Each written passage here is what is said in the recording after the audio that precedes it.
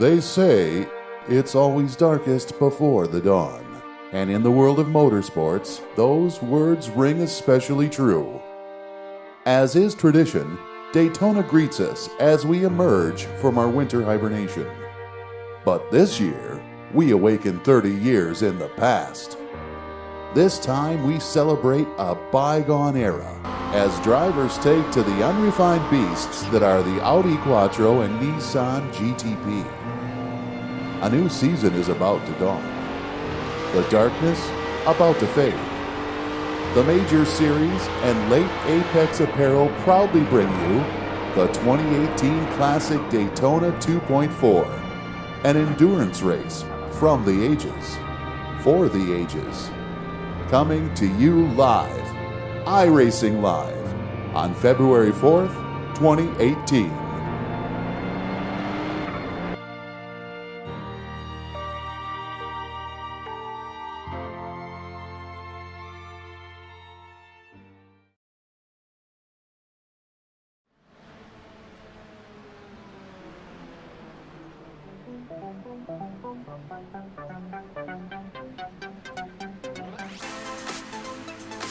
How do you define what makes a driver great? Is it pace? Is it versatility? Or is it a little bit of both in between? Because many drivers are always touted about being the best. But how do you prove you're the best if you're only the best in one car? Granted, you could be the best Martin Cronkey in the world. You could win every single race in the RS World Championship. But can you do it on a Tuesday night, raining in Stoke? That's the question that some people ask. But here, in a series which is proving that it wants to find the best in any vehicle, the Majors makes its mark. The race for the Mario Andretti Cup comes to Daytona International Speedway to start things off with 2.4 hours in classic trim, with Nissans and Audis, with all the 90s appeal and flair. Welcome, ladies and gentlemen, here to what is the start of the event here of the Majors, the Euro Majors, the European time slot. I am #DoYouMind, Jake Sperry in the commentary booth alone for the moment. We're hoping that we get a Mr. Cam Walsh, and for the moment, that is not going to be the case. But what we can bring up for you right now is how qualifying went ongoing. They had to do 30 laps of practice just to make things work to get in. Then they had to set their qualifying laps, and there's no surprises in terms of your Nissans, who's at the top, because Inertia have locked out the front row. Tapani Lililowoto, pole position, 132.9 in practice. Ocean Puheka then lines up second, with Apex Racing UK's Jamie Fluke in third, and Alexia Loma for Inex Racing in fourth position.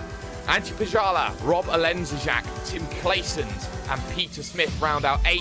Row 5 sees the legendary Nicky Team and Kurt Crum rounding out 10. The rest of your GTP field up on your screen, you'll see the likes of Alex Simpson in there. You'll see the likes of the legendary drivers such as Jimmy Broadbent, Kip the Hairflick Stevens in there, Andrei Rajkovic, you will see, but into another area of familiarity as the pace car looks to set off for the one and only time we will see it today.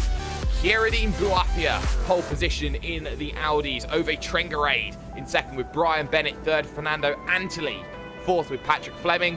Craig A. Williams, what a name. Craig is here to race. Bram Reniers and Peter Vostrel make up 8 drivers. Don't forget David Barraclough as well. And the Pirate, Franco Scurry, to deal with through the international horseshoe. No, that's going to come up in turn number 3. We're going to be heading ourselves through the oval then. They've done the bus stop. It's 3 and 4 though between Lililowoto and of course the driver of Ocean Puheka. 2 hours, 24 minutes. We are not going to stop for anything until timer expires.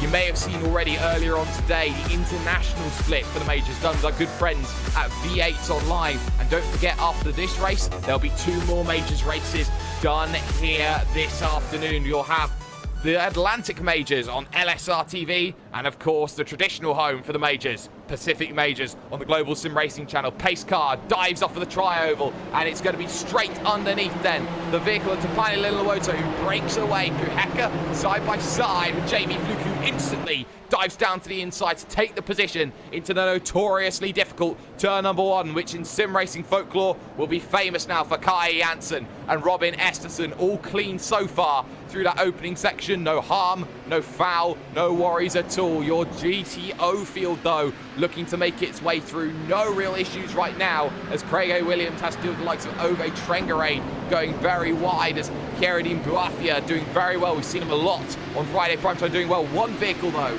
already looking to try and rejoin back onto the circuit. I believe that is Philip Roberts in the 84 machine that has struggled in the early goings. As too wide it will go in the middle of your pack. But already these Nissans hitting onto the oval. They're incredibly fast, lightning fast. Antti Pajala then looking to put the pressure on Alexia Loma for position number 4, 280 versus 37 as they hit the oval for the first time. And you're going to notice they're going to be unable to go underneath that yellow line. That's going to be your apron. Can't overtake under there as they make the run to the very, very intricate and interesting bus stop chicane, which is a nightmare for all drivers in all vehicles as they all look to try and skirt and skate their way through. Robert Lenzijak gets it all wrong. Peter Smith will dive down to the inside and take that position away. Looking further back through the field, Alex Simpson surprisingly down the order, and this is what's interesting about this championship, the race to the Mario Andretti Cup. It's in all formats. You will do road, you will do oval, you will do rallycross, you will do dirt oval as well. Side by side, a little bit further in front. Kurt Crum under pressure then from Joshua Wolf. No relation to the driver of Patrick Wolf at Pure Racing Team, but Josh Wolf will look to go to the outside, trying to make that move. Doesn't quite get the move as Tibu Troika in Bushvink colours looking to try and pounce on the mistake. Not quite happening just yet. Patrick Fleming, man under pressure then when it comes to the GTO field right now. Bram Reniers wants to have a piece of the action as it's been a generally good start then. Everybody here, Reniers unable to make the move as Craig A. Williams runs very wide through the opening section, but Buafia under pressure from the Cavalier machine of Fernando Antoli, who is known for being very, very forceful when it comes to a move. Ove Trengarade, Mr. Classics they call him, in third position in this category, with Brian Bennett there in fourth, looking to try and steal some positions. Further back though, got the likes of the 856 Pete Harrod under pressure from the 100 machine of Lyndon Swaby, as Swaby will look to the West Horseshoe to try and get through. And this is what you're going to see, especially in the early stages. You're going to see a lot of difficulty when it comes to these long trains, and when traffic starts becoming a factor as they all stack up behind Craig, they're all going to be in a little bit of difficulty in the early goings. Remember, you can get social with us on RaceSpotTV. Just use just tag us basically at RaceSpotTV. We'll see if things happen. Battle for the lead though. Topani Lilawoto under pressure though. Jamie Fluke has already caught up to the rear. The gap across the line was just a 1/10 of a second as they hit the brakes for the third time then in this event into the opening corner, turn number 1, and head on to what is more commonly known now here in sim racing terms as the rallycross bit, with the Joker lap there on the inside as they head to the International Horseshoe. No real harm, no real foul about it just yet. Travis Henderson though in the 24 machine under a lot of pressure as they go through mid-pack scrap. Eric Mickle, Trevor Vavrovsky, you've got James Merrills in there, Roy Cunningham, Jimmy B, Jimmy Broadbent. Yes, you're getting this right, 00 is who you think it is. Just trying to tag onto the back of this train as Merrills looks to go wide, but then has to check up as they all hit the West Horseshoe, and it's going to be a case of accordion effects up and down the field. You can't afford to be under too much pressure. Talking about streamers though, just in front, Nicky Teams under pressure. Nicholas Schneider wants to make the move in the 281 machine. No flashing of the headlights though just yet. We're not seeing those strategic mind games coming into play in the early stages. We're only 3 minutes into this one here, and Nicholas Schneider will close up as they head to the bus stop, but won't necessarily go to make this move here. On the brakes, left, right, then back up left again. You're going to see Nicholas Schneider unable to really capitalise there. Nicky Team was so much smoother, able to carry a lot more pace actually through that section of track, so no move was managed to be made. But again, up to the front because Jamie Fluke again is tucked right up in underneath, looking for opportunities. The gap slightly smaller that time, but again, going to hit the brakes here into one. It's going to be very happy to sit and wait. And strategy is always going to be a very difficult factor when it comes to this one. There is always going to be a lot of difficulty. Remember, you will have to stay around, ladies and gentlemen, because we will also be having a little bit of help from our sponsor here today of Late Apex Racing Apparel, no relation to Apex Racing UK. At half an hour, we're going to draw a random number, or I will draw a random number.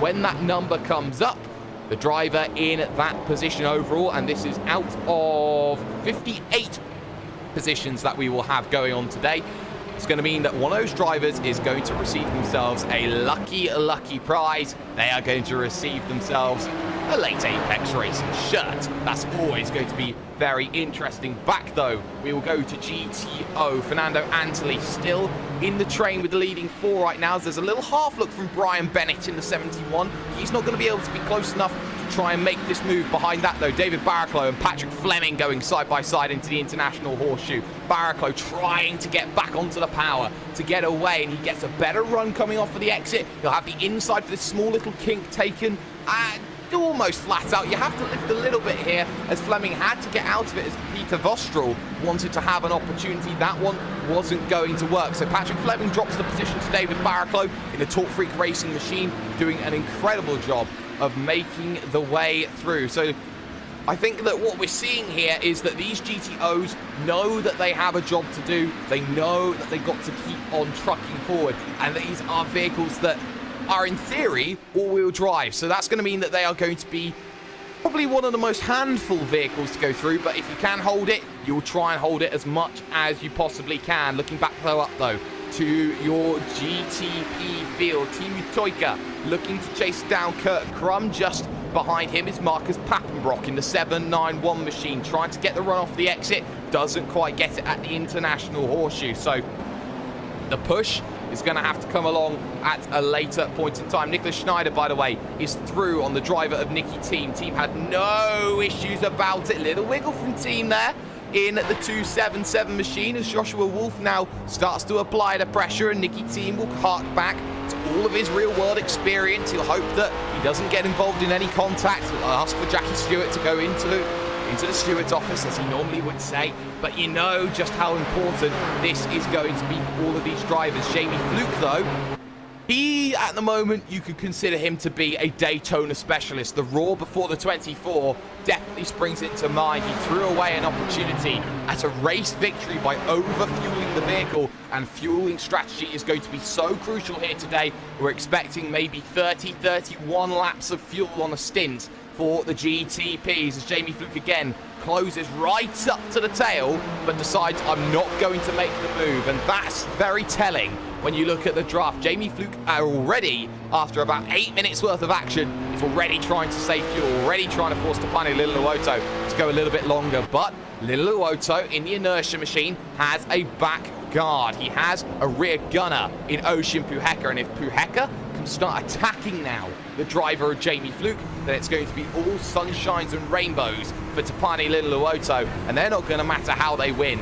They are going to want to win regardless of the situation. That battle that we've been seeing with Team Utoika, well, let's just try and add another name onto the list. Number 14, Mr. World Championship license, Mr. Road to Pro, Alex Simpson is jumping on the train here, which is for the final spot inside of the top 10. Very crucial for Alex Simpson. He wants to score himself as many points as possible in this event. We're going to look a little bit further down, though, side by side as they head to the Tri-Oval. Pete Harrod, George Gruber, Peter Vostrel there, all looking at it, and it seems that Pete Harrod is starting to fall back a little bit. Gruber's just going to wait with Franco Scuri as well, and you're going to see side by side then Vostrel going at it there with Harrod, as Harrod is pushed to the outside. A little double take as well from Gruber. He was almost going to hit the inside pit retaining wall there through that turn number 1. Couldn't afford to do that. Drops outside. Can't afford for that to happen. Side by sides though, straight behind Gruber, as Scuri now under pressure from Stefan Schlacker of a driver, and well, there's going to be no love lost between the pair of them, as Philip Roberts will try and make his way through all of this melee, and of course this is for position for Philip Roberts as well, which means there's going to be no blue flags trying to help him in the early stages of this event. It's brilliant to know though, only one driver is classed as 1 lap down right now, and he is out on circuit. That's Jan Letzver in the GTO 80 machine. That's going to be a shame for Jan. He'll want to get back up there. He'll want to keep working as he is now getting lapped by the majority of the field right now, as we actually are starting to hit the back marker portion. Peter King gets out of the way of Jamie Fluke and finally Luoto. Worth noting now that Ocean Piheka has completely dropped off of the train and now puts himself in no man's land between Fluke and Pijala. Out of Pelagia, actually, shall I say. We've always said anti-Pelagia wrong. We've always said it's anti-Pijala. No, it's anti-Pelagia. So anti-Pelagia there, having a very good job. 1.6 seconds, though, lost for Ocean Piheka on that last lap. And I can't help but feel that Jan Letzver probably had something to do with it on that last lap through, as traffic now becomes an issue. So we'll focus now on the front of your GTO field just for the moment. Bennett has managed to get his way through on Ove Trengarade, who's very happy to sit back and wait in this opening battle here. The opening exchanges on the race to the Mario Andretti Cup.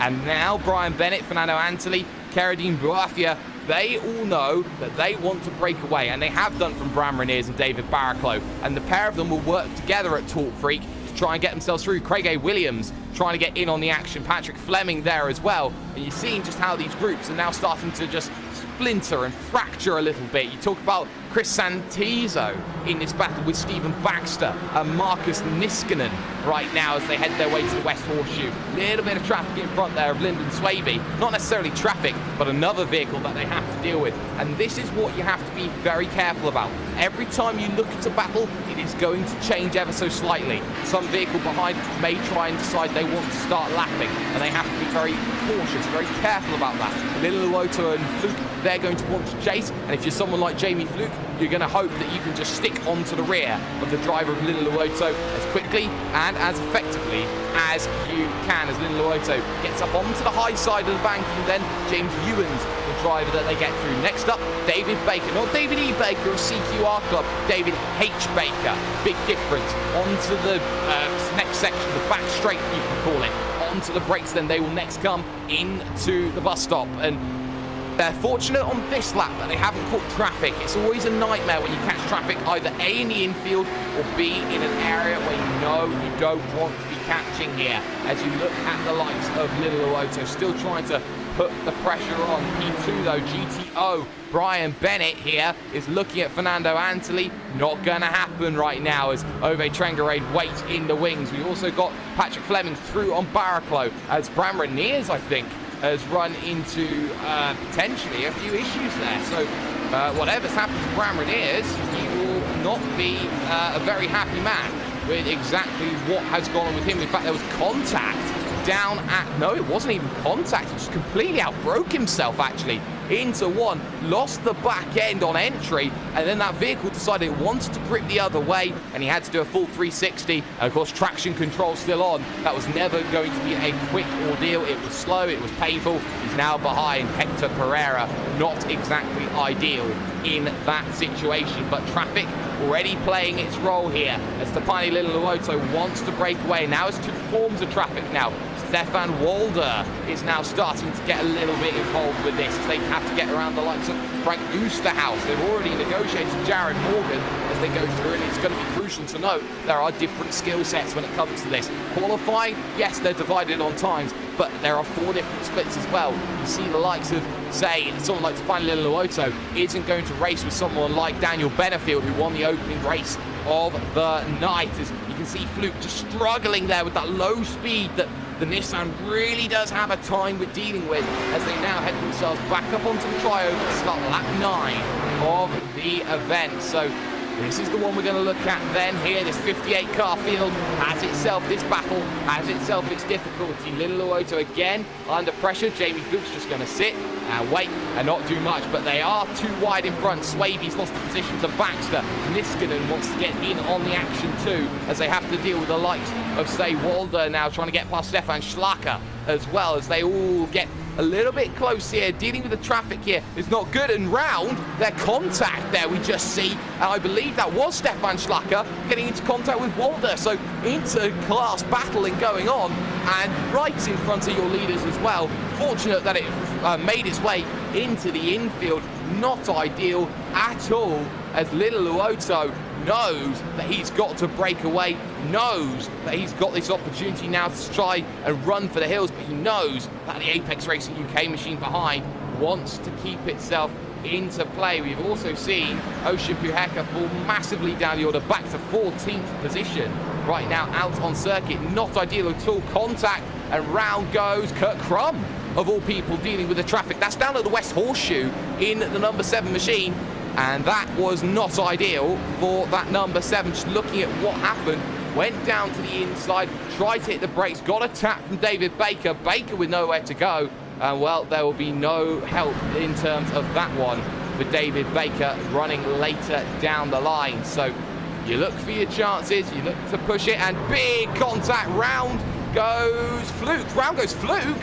Hello, round goes Fluke, round also goes Little Luoto. Both leaders turn around then at the bus stop with contact, and there was nowhere that either of them could go. That's Peter Vostrel getting involved, lost it on the entry, on the apex, nowhere for either of them to go. Both of them get collected, and that's going to mean that your new race leader is Alexia Loma, with Antti Pelagia there in second position. Peter Smith fighting for third now as he looks for second position. Doesn't quite happen. It changes on a dime in the majors. As easy as you like on the brakes, down to the international horseshoe they go. Not much elevation change, but that is as easy as you like for Peter Smith. Tries to chop the nose off on the exit, does so. Antti Pelagia, no opportunity there to happen at second position. Josh Wolf also spun, so with a 58 car field, it's always going to be a big difficulty to make anything happen. So we'll keep an eye on that. We'll keep good mind.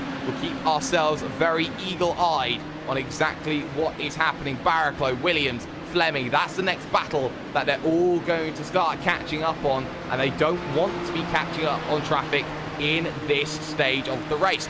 And we know that traffic can be a difficult factor as Fleming goes side by side with Williams. Williams on the outside is going to take that position. Fleming wants to drop back into line. And you see how early Barraclough backs out of it. He wants nothing to do with this in the 2 hours and 24 minutes that comes into play as the race leader. Alexia Loma, Inex Racing, looks to try and get onto this train and will catch it at just the right time. After that, though, it's going to be your leaders in GTO as Keradine Buafia again under pressure into one. No chance. Antley doesn't want to make the move. Bennett does not want to make the move. Trengarade does not want to make the move. Then at this stage, I'll bring in now Cam Walsh into the conversation. Cam, I know you've not been here, but what an action-packed first 15 minutes we've just seen.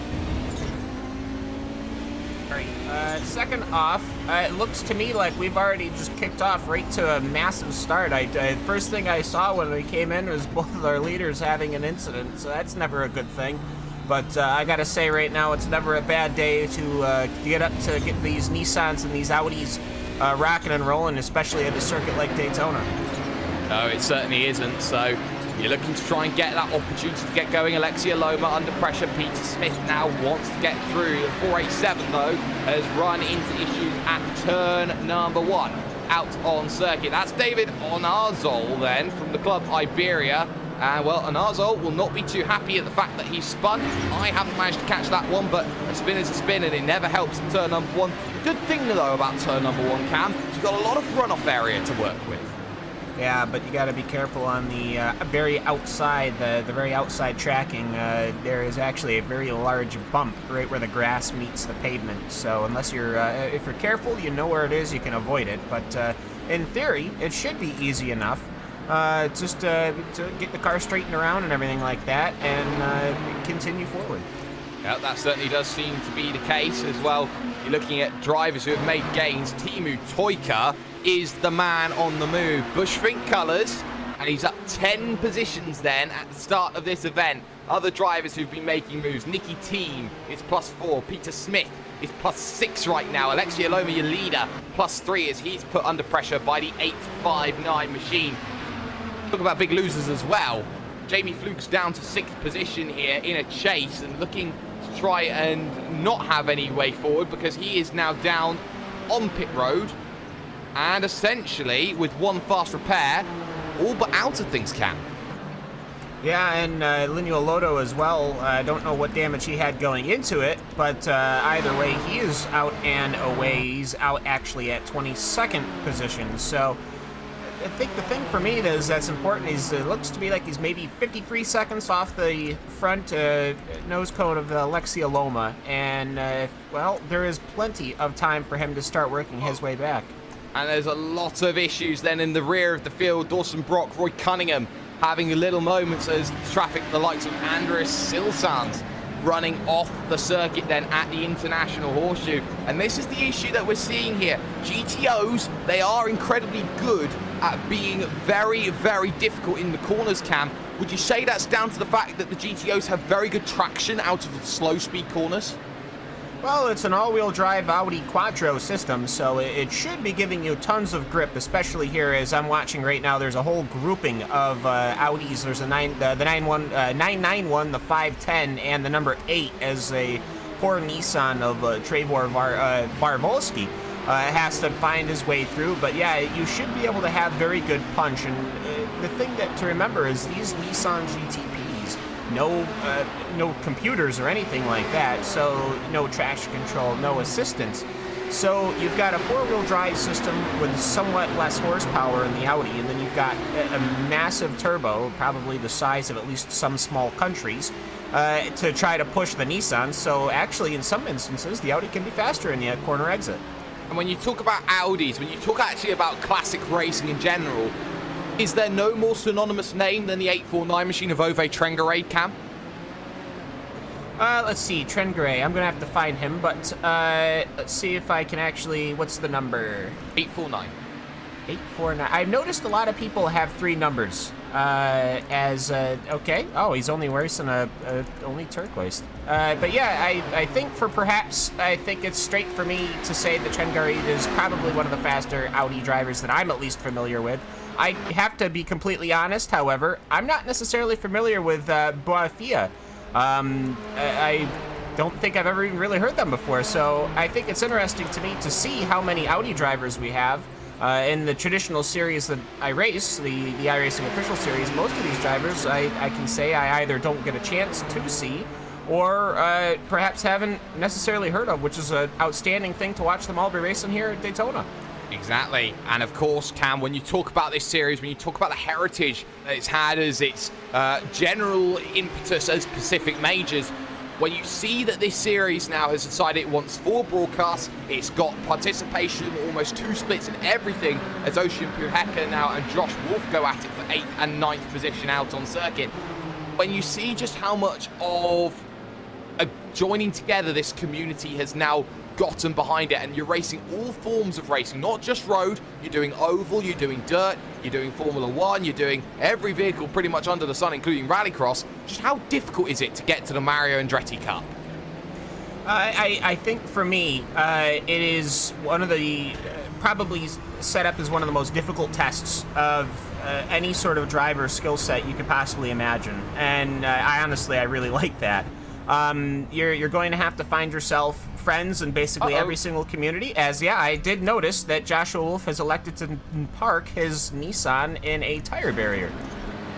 That's ideal, and that will drop him a bit of time. He's lucky that there wasn't much damage there because he rolled in at very low speeds there, did Joshua Wolf. He's got to be careful about that because positions can be gained few and far between. You saw Ocean Puheka chasing down Mr. Alex Simpson. Lights will flash as the Finnish commentator goes up against what is the English commentator. So we talk about the Commentators' Cup that happened a couple of years ago, Cam. Well, we got a 2.0 version here in the majors.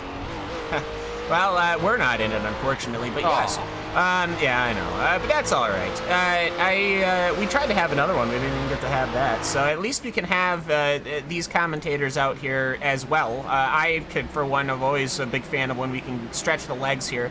And I think that's actually a big part of being able to have these 4 different individual time slots because commentators could potentially be driving in all sorts of different time slots, and actually everyone gets to fit in. That's something I particularly really enjoy about the Major Series.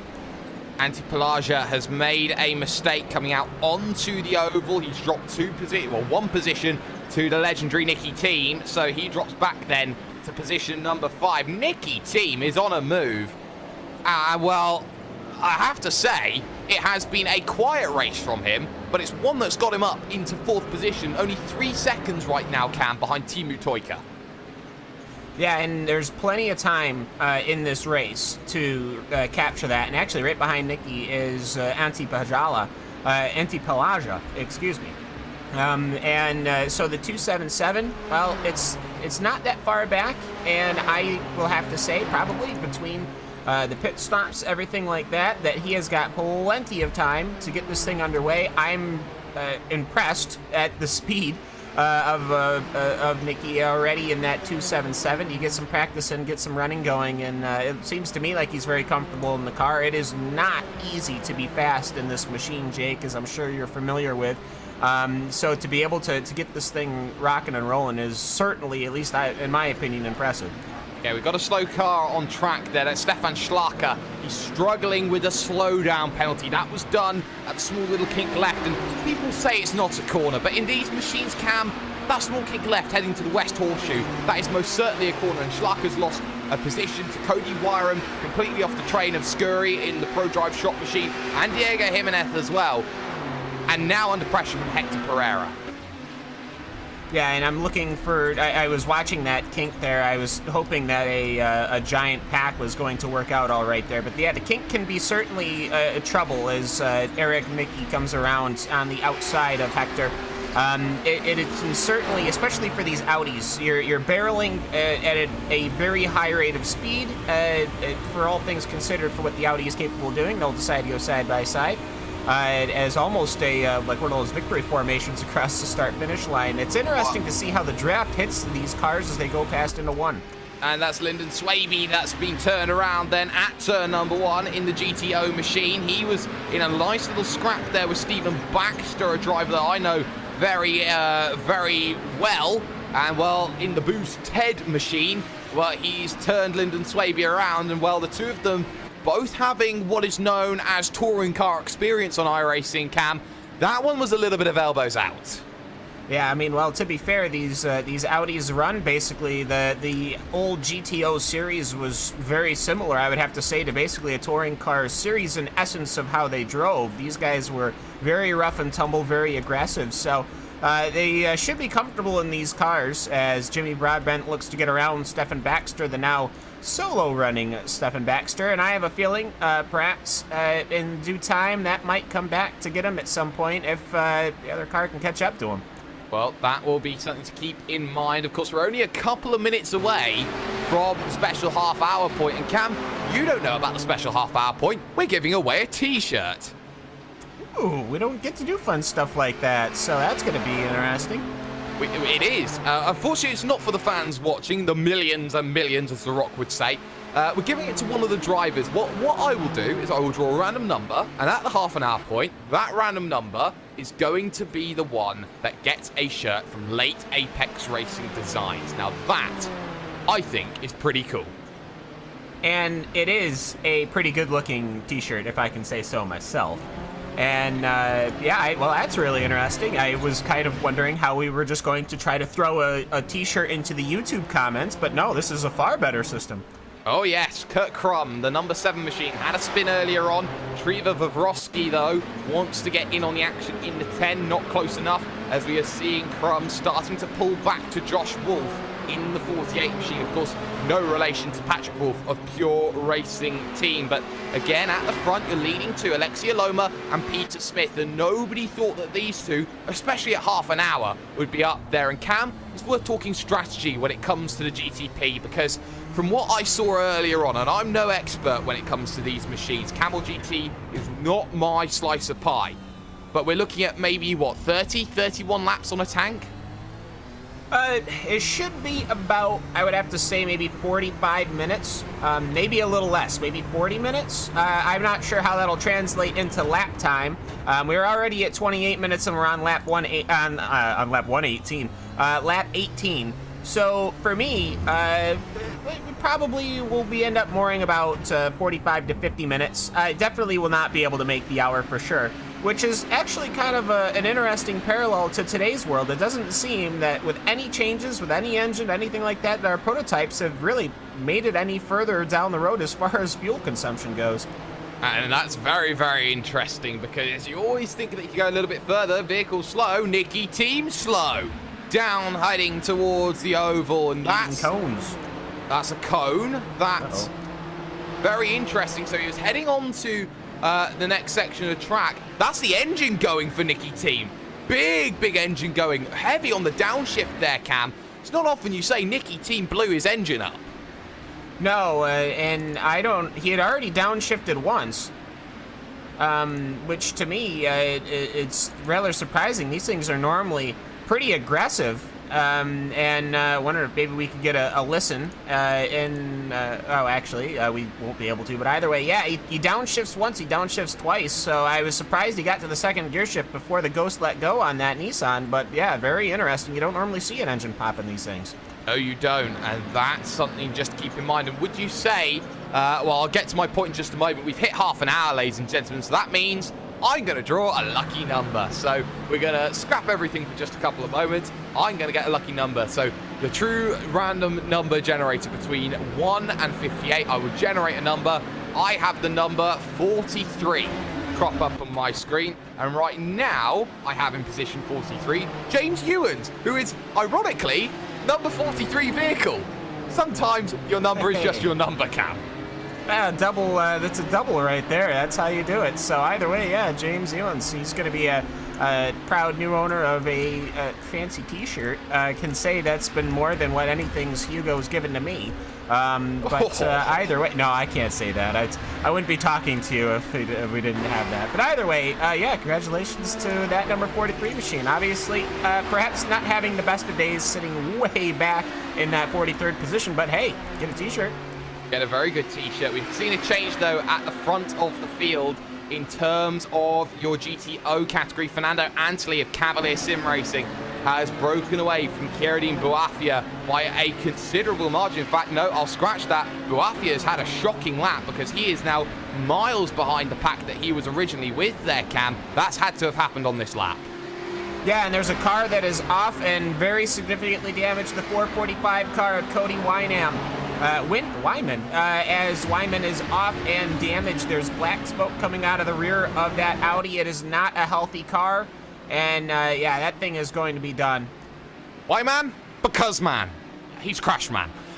Cody Wyman then running into issues. He will have to try and just navigate himself home. And the issue is, if he's got smoke pouring out the back of that vehicle, you know, the big issue is going to be here, Cam, is the fact that he's losing fuel all the time. He's got to get that home. He's not going to be safe forever as he's across the circuit, and that's going to force Antti Pelagia straight off as he was lost the position to Ocean Puheka. And Antti Pelagia trying everything to get back on circuit. He tries to go for one, he gets to two, but he's going to get back up, struggle with the power, and gets a perfect block on Simpson and Pappenbrock as he looks to get to the oval and straight to the inside. Apex Racing goes. Yeah, Wyman really needed to take the tow on this thing. It's a significantly damaged and wounded machine. It's not certainly going to be helping anybody, but I have to say, when I came in, one of the first things we talked about was that bump on the right side of the track circuit where the grass and the pavement meet. Well, that's exactly what had happened. He had lost the car. It was nothing special, and he had tried to rejoin. And straight on. That's straight on Pelagia there, Cam. Yeah, then he's going to have to give that time back, so he's going to need to park that car right up on the high side of the banking, so most certainly Alex Simpson and Marcus Pappenbrock are going to be getting by once again.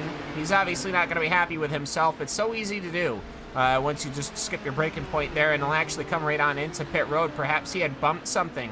This is obviously not going to be a scheduled pit stop, so for perhaps Pelagia is been damaged something, and that very smoky car of Wyman is still on the apron.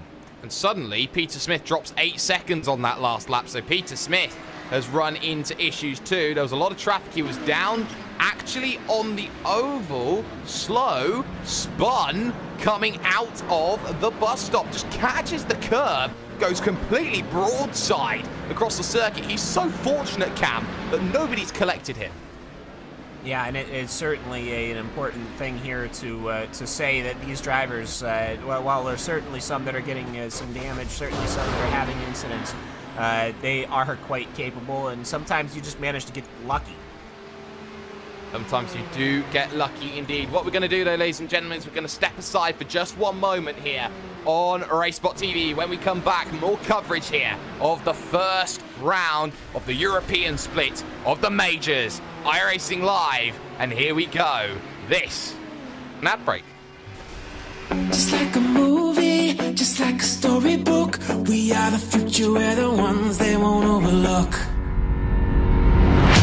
It's time to be the hero.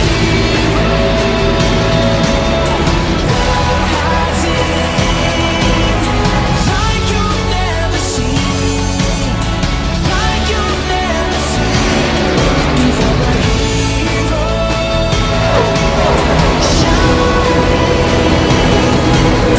Just like in a dream, just like in a dream.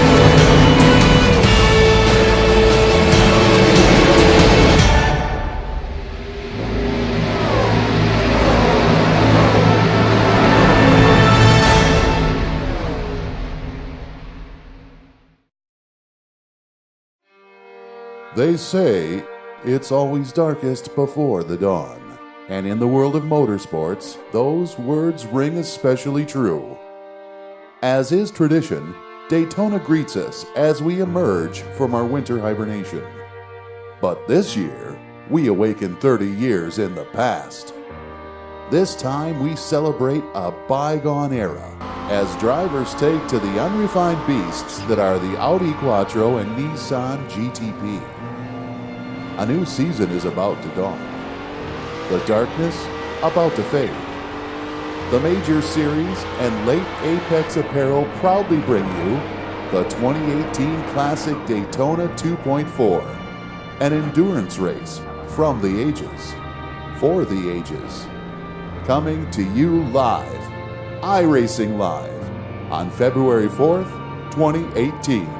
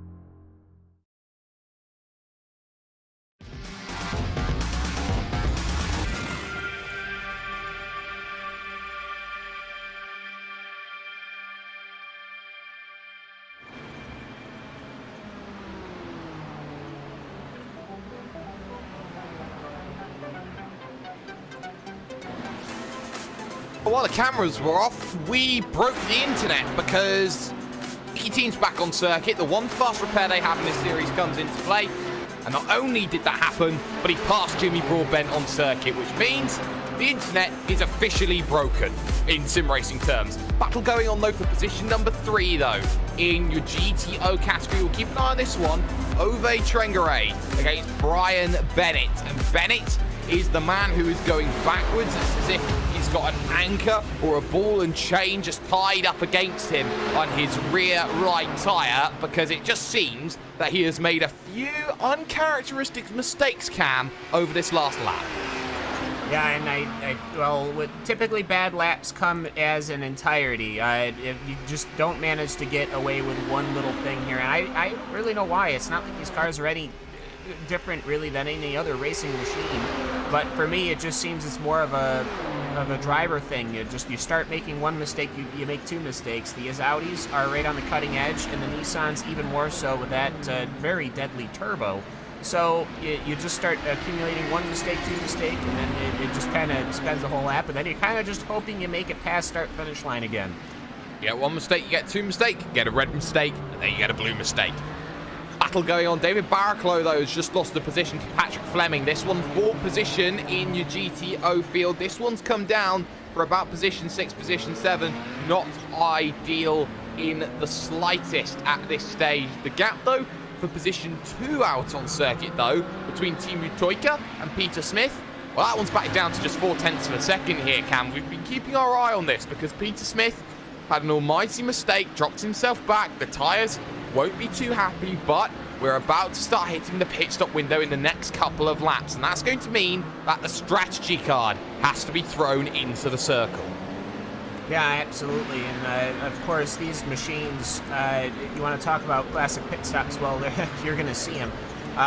But for Teemu Toika, I have to say that Busch Fink Racing, Nissan has been able to just close right on up, obviously capitalizing on what's happening, but for that extraordinarily bright machine of Peter Smith, we believe is at least running to some degree, some form of night vision or something, has gone on the inside of David Barraclough through the bus stop, thinks much better of it, and that actually allows Teemu Toika to just basically close right up to the rear bumper.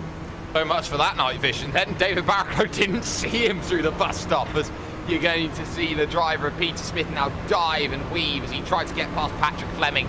Does so, no worries at all. Teemu Toika wants position number 2. Are there any takers down onto the lane? The answer is no, sir. We don't have a taker, but what we do have is a Toika, and Toika is not going to make the move into turn number 1. And why would he, Cam? He knows the pit stop window's coming up in the next couple of laps. He can save it and wait till then, surely. And even then, trying to make a pass going through turn 1 is no fun. Is actually, yeah, I was about to say, Toika decides that he wants even more of a gap between him and Peter Smith, but they've got a couple of Audis coming up, and this is actually going to be interesting. They should catch them right around the kink. You got to remember where this little kink is. The Audis are doing about 135 miles an hour. The Nissans are doing about 165 miles an hour at that kink going into International Horseshoe at number 2. Ian Robson, he's doing exactly what he needs to do, in which case for this instance is nothing. He just needs to be able to drive on his own, as they'll both Audis will get taken up the inside as they go back onto the Daytona Oval. Yes, they do. And, well, Peter Smith is going to look to try and run away again. The gap about the same. They've got to get past Craig A. Williams then. Straight by. Former Busch Fink drivers decided that he wants to try a solo run, a solo effort, as it were. Arguably the greatest setup man in all of iRacing. Some may say, opinions may definitely vary. Craig A. Williams, though, he's having a very solid drive here. 5th position in class. It hasn't been spectacular from Craig, but it's been something that I think a lot of people don't give Craig the credit for, is that he can actually drive a vehicle, wheel a car very well. Yeah, and when you get in the mood, when you get in the mode, you can really do well, and he's showing that right here. He's currently running in 5th position in these Audis. He's not... He's basically on an island himself, which is not a problem, as Peter Smith and Teemu Toika have just passed him, and now he's looking for Stefan Walter to get around. But either way, actually, there's just an incident going into turn 1 with Ian Robson, David Barraclough, and Patrick Fleming, and this is actually something I didn't realize. Ian Robson is actually laps down. Yes, he is, so that's very interesting because he was going to be lapped there. We saw just how wide Fleming went as he had what is known as a moment heading into 1. He abandoned ship. There was contact with Reniers, who went in a little bit deep. Sorry, my mistake. Barraclough there, 2 Torque Freak machines. They're getting them a little bit mixed, muddled up. And it was almost there, like Ian Robson wanted to make that dive back through. Now Andrej Rajkovic in the Hawk Sim Racing machine wants to make a way through in position 21, and Rajkovic is having a little bit of trouble. Yeah, well, he just dances on the inside. Now, this is actually more trouble. This is what I'm talking about. You can see the Audi actually caught up on quarter exit to Andrej's number 99 Nissan, and then the grip comes in, all that power, then gets up to enough speed to allow the downforce to allow you to actually put the throttle all the way down, and Andrej's now gotten himself around Patrick Fleming, and he's going to go on the inside of David Barraclough going in through the bus stop chicane. So good running so far, I'd have to say, from that number 99, even though despite actually being a lap down. So I have to ask the question, Jake, did he have an incident earlier on? I would only assume so, as I see Philip Roberts coming out of pit road then in the number 84 machine. Scheduled stop then, potentially on lap 27 of his event. Not ideal. Keradine Buafia under pressure though still. Brian Bennett, Ove Trengarade, as Smith, Toika, and of course the recently pitted Roberts are going to come out right in the middle of this as they make their way towards the West Horseshoe. And you're starting to see these gaps slightly open up every time this whole train gets into traffic. The big issue is they have a right to battle cam, but by the same point, they have to also let through the drivers behind. But this is iRacing system that they go into. You've got to make your own way around. They're not going to move out of the way for you necessarily. Yeah, they should, in essence, make it easier enough, and they will, because this Daytona circuit, it is fairly straightforward to just let these Nissans get on through, as Brian Bennett has gotten himself around the Ove Trengaride machine. As I see, well, there's Timo Toika on the inside, very late actually through that bus stop entry. And for Trengaride, he's actually going to be able to get a little bit of a tow here behind Brian Bennett, as there goes Philip Roberts around the outside. Yep, as easy as you like then. So Philip Roberts negotiates the traffic very well. He'll get one, he'll get two. He'll probably get the whole lot as your race leader, Alexei Loma, in the 280. Dives down onto the lane at the end of lap 29, start of lap 30, right on the button. Inex decides to dive as both two comes Peter Smith and Timo Toika after just 30 laps worth of action. I believe Alex Simpson has stayed out, and that would be a correct assumption. Marcus Pappenbrock, though, comes in, unless Alex Simpson came in on the last lap. Well, let me take a look at my timing that I have available for me here, and Alex Simpson did. Wow. Alex Simpson did come in that last lap, and so he'd spent 47 seconds on pit lane, and he was off and away, so he's got fuel. I'm not sure if they're doing tires. I imagine they are, because it's probably just rattle guns and tires, nothing crazy, but either way, Alexei Loeb was off and away. Off and away behind Lindelof, but that's not from position. He'll have to get past both Baxter and Harrod, who both know each other very well. Topani Lindelof, of course, staying out, so he's going the extra lap. But remember, Lindelof has been involved in a few incidents here and there. That's going to put him in a very interesting position when it comes through. And there's an error 404 cam because someone's crashed.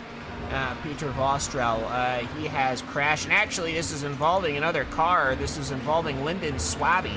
It looked to me like perhaps Peter Vostrel had about maybe a 10-mile-an-hour difference between the two cars, and decided to try to pass on the inside, which was not necessarily the brightest of decisions because, well, Lyndon Swaby was there on the inside line at the double yellows, so incident between those two cars. And Lyndon Swaby then be out of the event. No chance to get that back. His day is officially, I would like to call, done at this point. There's no real other way of calling it at this point. His day is all but done. But Fernando Ansley, I mean, here's a driver that we haven't given much credit for in this drive that he's had. It's so difficult to break away from a train of vehicles that has been so good. In fact, Keradine Buafia dropping down the order just a little bit. I believe he is, yes, down on the lane. So you're seeing very similar stop times here between the Audi and the Nissan. Whilst it's the end of the Nissan's life, it's the start of the Audi's turn. Same lap distance, same distance overall, Cam, but the difference is timing. Yeah, most certainly. The fuel and obviously everything else ticking away. Typically with the Audis, they try to save their tires and let them go on for a bit further, but it looks to me like as I'm looking at, well, it's about the same pit stop length too. 47 seconds for Boifia as the Nissans and the Audis are now coming in interchange. Pit lane becoming a very busy place. It certainly is. The pit stop party is pretty much in procession. As you look now for the likes of Bennett and Trengareid's battle.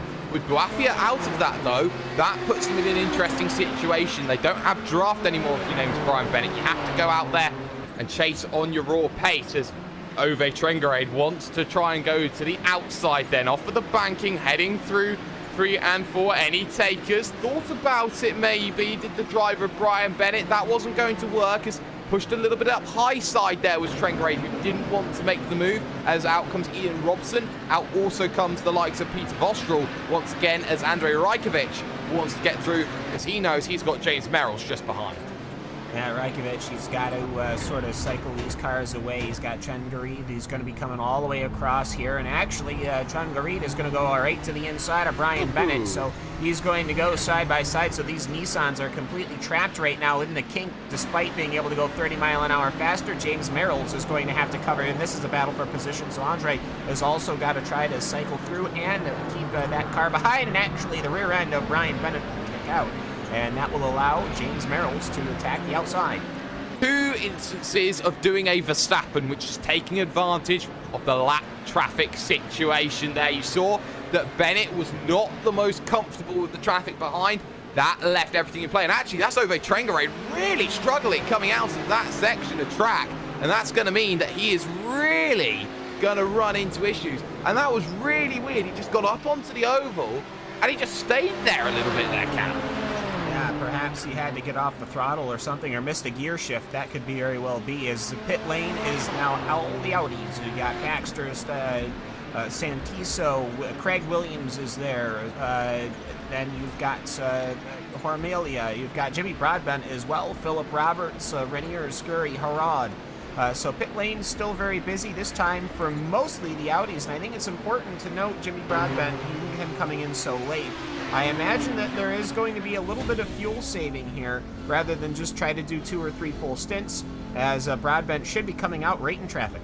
Right into traffic is not ideal. Bennett is in, as is Trengareid, so it's a battle of pit crews then.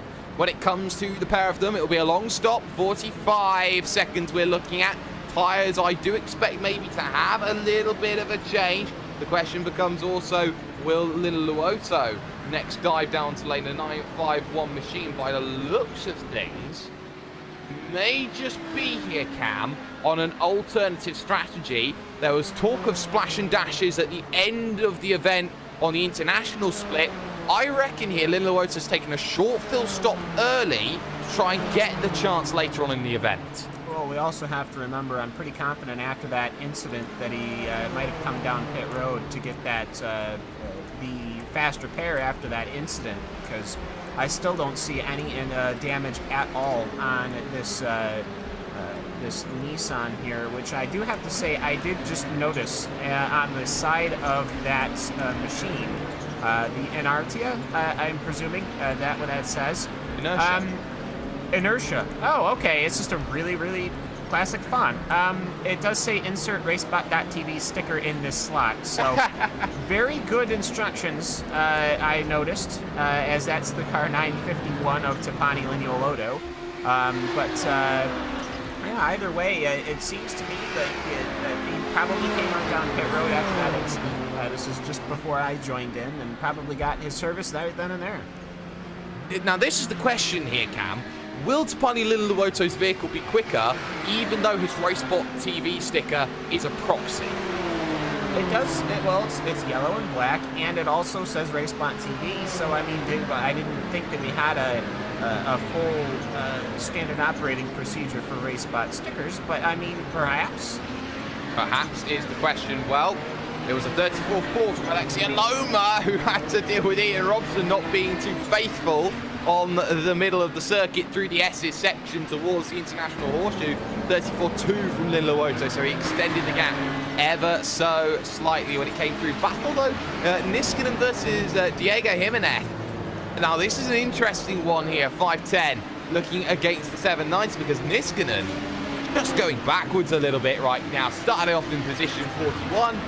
Well, he's now back down to what is at least position 43 right now. Yeah, and of course, position 43, that was a great number to be in maybe half an hour ago. Unfortunately, maybe right now, not so much. But either way, car's still cycling through. I think this pit stop cycle is pretty much thrown everything into the spin wash. I was presuming everyone would just come in and come out and nothing would be different, but it seems to me like a lot of different cars are in different sorts of positions here, and I'm going to have to actually go back and check my JRT for that as Chris Santiso goes around Ian Robinson. Easy job, easy there. So that was very nicely done. What we'll do for you though is we'll get you down a top 10 rundown of things after the opening round of stops. Tapani Lin Luoto leads, but he's on the alternative strategy. The lead is 3.6 seconds right now over Alexia Loma. Finland are 1, 2, and 3. Ocean Puheka, of course, very famous with the likes of Trellick TV. Our good friends over there. He's there in 3rd position. Peter Smith, currently 4th on the road, trying to get around Joshua Wolf, who's a lap down. Team Toyker is in 5th. Team Clayson's in 6th position. Alex Simpson, Apex Racing UK, is in 7th. He's being chased down by Antti Pelagia, who may also be on a slightly schwanky sort of strategy that we're seeing. 9th at the moment, Nicholas Schneider. 10th, Marcus Pappenbrock. We'll look down to GTO because at the moment, Thierry Boafia currently holds the lead of this one over Trengarade in 2nd, Brian Bennett in 3rd. Fernando Antoli, though, the big loser in the stop, he's back out in 4th position after having the lead. 15 seconds, I reckon, he may have lost in that stop, so it may have been speeding on the lane, or onto the lane. David Onanzo is there in 5th position overall. Craig A. Williams back in 6th. David Barraclough, Patrick Fleming, Pete Harrod, and Stephen Baxter. But I do think Onanzo has come down and made a stop, Cam. Let's see here. I'm looking for Onazal, and well, that number you normally would on this 487. Cam, you normally would try and find a nozzle on a pit road, wouldn't you? I mean, well, you kind of need it, at least if you want to get fuel, which I'm presuming that these Audi Quattros do indeed use, because I don't think they run on hopes and dreams of having proper emissions. But either way, the 2 Nissans going around his outside, and I have to say, yeah, he must have come down the lane or something, or maybe it had a spin, because I see Frank Oosterhaus, or Oosterhaus, that was an I, not an L, is right behind him, and actually he's about to go try to make a pass on him, so that is the car that was in 45th position, so yeah, not a happy day. Frank Oosterhaus wanting to make things happen. I'm keeping my eye on a little battle. 3-car scrap, though, in your Nissan category. 24, Travis Henderson. You got Trevor Vavroski, who I think may have caught the slow down, goes up. I think he has, as Kurt Krum dives to the inside, trying to steal the position away, and will do. I'll tell you what, slowdowns are brutal in this series, especially with a 40-point instant limit that everybody has here to deal with, Cam. 40 instant points can go away in less than 40 laps so easily here. It certainly can, especially when you consider the bus stop chicane and how it works, especially. And then you've also got to consider the differences between the traffic here, that sometimes we've seen a lot of Nissans have to force their way off of the racing circuit to keep out of the rear end of an Audi or vice versa, so it can certainly build up and build up quick. It certainly can, as Kurt Krum still underneath the nose of Travis Henderson. Henderson, though, door was slightly left ajar. The jar was not a door, so the position will not be taken there by the driver of Kurt Krum. Krum wanting to get the power down on the exit. He was waiting, thinking, can I have the inside, please? He goes for the inside, almost contact between the two. But look at that, Kurt Krum will get the advantage coming up onto the oval and almost into the wall. Travis Henderson went. Yeah, that is Grizzly versus Bombshell going across they're in the banking, at least according to their paint schemes. So for Travis Henderson, he's got to fight back on the outside as they fight their way through the gears here. We got to remember, it's quite a loose dog box. You can pretty much throw your gears as you need. So Kurt Krum, however, had a good defense on the outside, or on the inside, which means that he now was able to go into the bus stop first. So it is going to be all his, as the teammate of Henderson, Varvorsky, is watching in the number 10 machine as well. Yeah, but Varvorsky wants to sit and wait and try and make a move.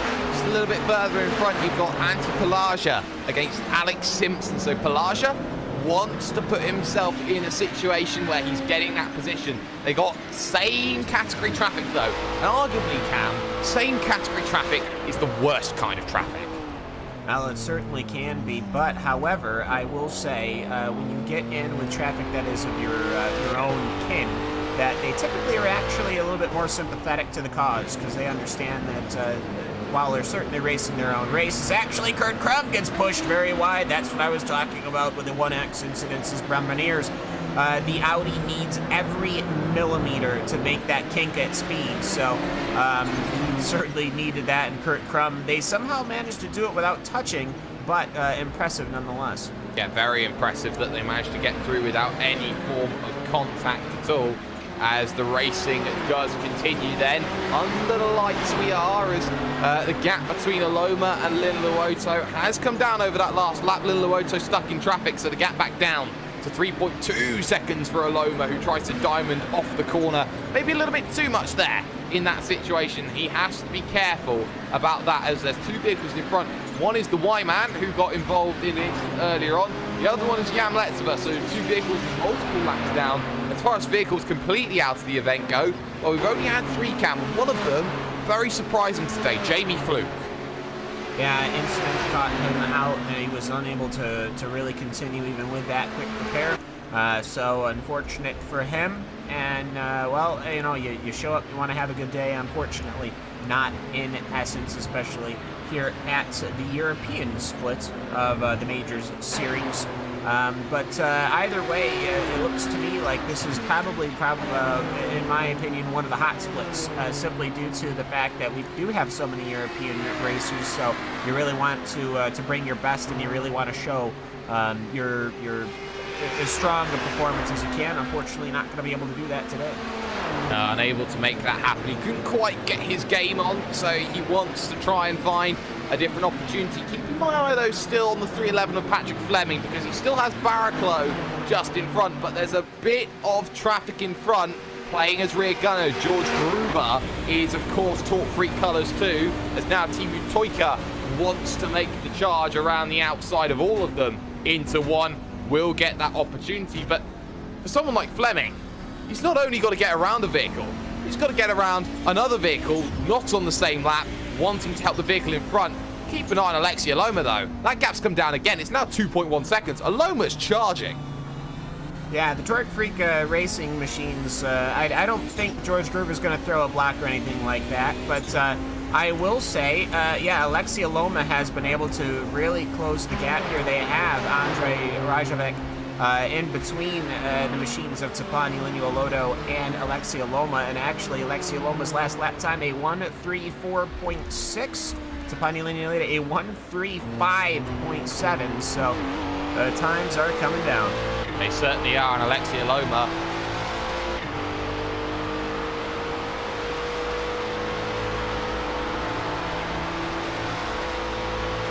And Alexi Aloma indeed. And actually, Tapani Linuoloto will come onto the pit lane. So anything Alexi Aloma was looking to gain by catching him, unfortunately, not going to bear fruit. So Tapani Linuoloto will bring his Nissan down onto pit lane, as Jake is now going to be the one, apparently, who takes a 10-minute siesta inadvertently against his will. But, you know, sometimes you need to force people to take their breaks, at least here in the States. I don't know how things are in Brazil with Hugo. But either way, so Linuoloto, that kind of confirms to me that having that incident, that he took his full pit stop, as well as getting the damage repaired. So he is now come in on lap number 40 Certainly still not good to the finish of the race. He'll still have to come down one more time. We are 1 hour into the Majors Series here for round number 1. It's the classic Daytona 2.4 here on iRacing Live and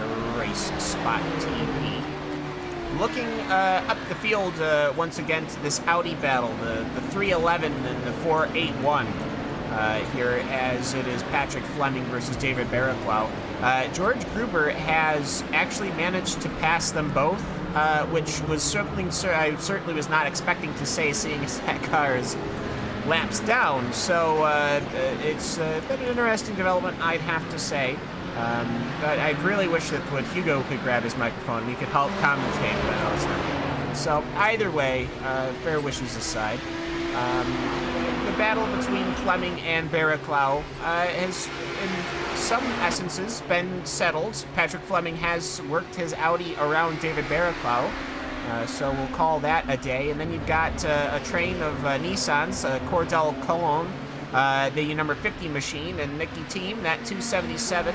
They are going to be fighting for the 20th position. They go around Peter Keeg as Peter Smith follows along. But Peter Smith, he is basically 1 lap ahead as he has to hold back here. They almost want to go 3 wide here at the front stretch here at Daytona International Speedway. They will think much better of it. Thankfully, Nicky Team, he goes around the outside. Peter Smith follows, and Cordell Cologne, he is now having cycled back to behind even more so, as I believe Peter Smith, he's gone up 1 position, which means somebody from the top 5 has come to pit lane. At least my presumption. But either way, yeah, Alex Simpson, he was the one who had come down the lane. So interesting enough, as the battle is continuing to be ongoing. Looking back up front after 1 hour and 4 minutes of running, it is Alexia Loma as he runs through the bus stop chicane. That number 280 looking fairly strong as they continue to plod forward here. 2.4 hours.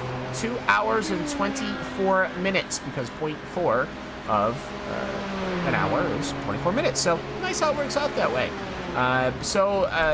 To be fair, I think the racing so far has been well, as it looks to me. There's Andrei Rajvik in the background, the number 99 machine. I could see him passing Dawson Brock for 15th position, as he will now make the maneuver and get his way through. As looks to me, perhaps, like Rajvik will have made his maneuver. He will have gotten past completely Dawson Brock, so no problems there. And a little bit further behind, Tim Claessens, he's ended up getting stuck behind the machine of David Baker. So there goes the Nissan around. He wants to catch back up to this group. It doesn't seem that after any length of time of racing that anyone has gotten any further ahead than anyone else, as it's the 510 versus the 790 in the GTO division. That is Marcus Niskanen, as well as Diego Harmila. If you're wondering where Jake has run off to, as it turns out, his computer has decided to crash, so the Daytona circuit proving difficult even for the mightiest of machines, including computers, I suppose.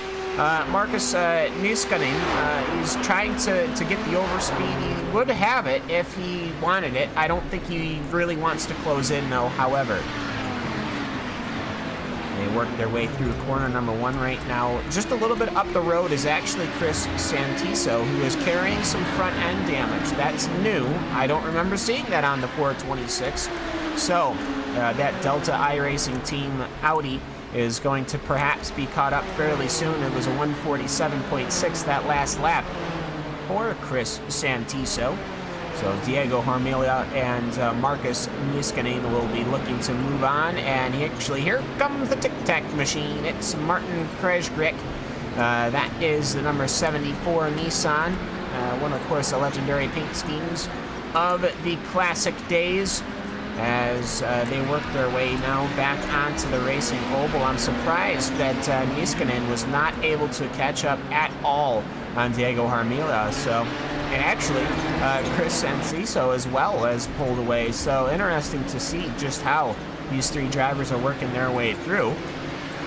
Yeah, how different they want to make their track position, or their track turns, as the tic-tac machine of Martin Kreisrick will get stuck behind Diego Harmelia through the bus stop chicane. They get under power once again. Diego, he's staying down as you're supposed to. If you're wondering, whatever the rule of thumb might be at the Daytona circuit, the rule of thumb has always been slower traffic, stay low. Will anyone look to pit lane out of this group? Nope, they won't. So we'll go on and find another battle. As actually here we've got the 856 versus the 934. This is more GTO action. It's Pete Harad and Stefan Baxter as they're working their way through. The lap times were maybe 5/10 between their last 2 lap times. So very close running between the 856, which is the MAD sim racing machine, or MAD as some would be dare to call it, and then the 934, which I don't think has a scheme on it, unfortunately, but for Pete Harad, working their way through now back onto the racing circuit. Boosted Motorsport. Okay, all right, thank you very much. Okay, I do see it as a paint scheme on the replay. My own computer being needing a good swift kick in order to get me the lovely paint schemes that I need. I'm probably the only commentator that thrives off of paint schemes, so I need them. Either way, for Pete Harad, nothing in it for Stefan Baxter. Nothing in it at all, actually. He didn't close not one bit through the entire Daytona banking so far, and that really should tell you something.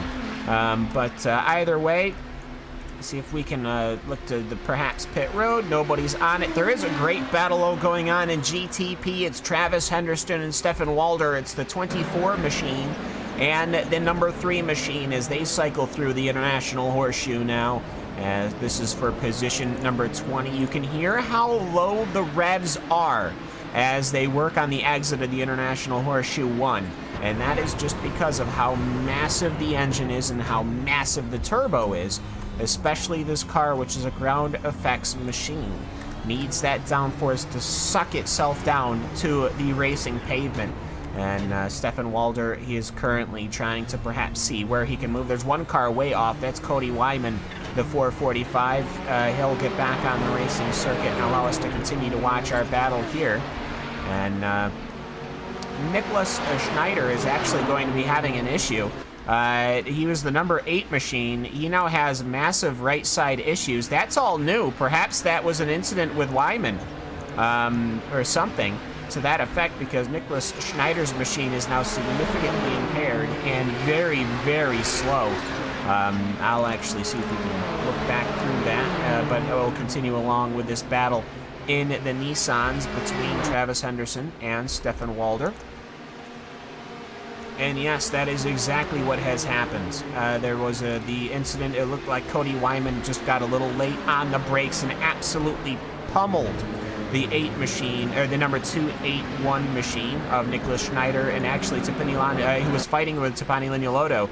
So massive incident there, and very unfortunate as we watch the battle for the 5th position in Nissan GTP, which is a battle between Peter Smith and Alex Simpson. As well as Timu Toika is there as well. Looks to me like that has gotten itself sorted out, so thankfully so.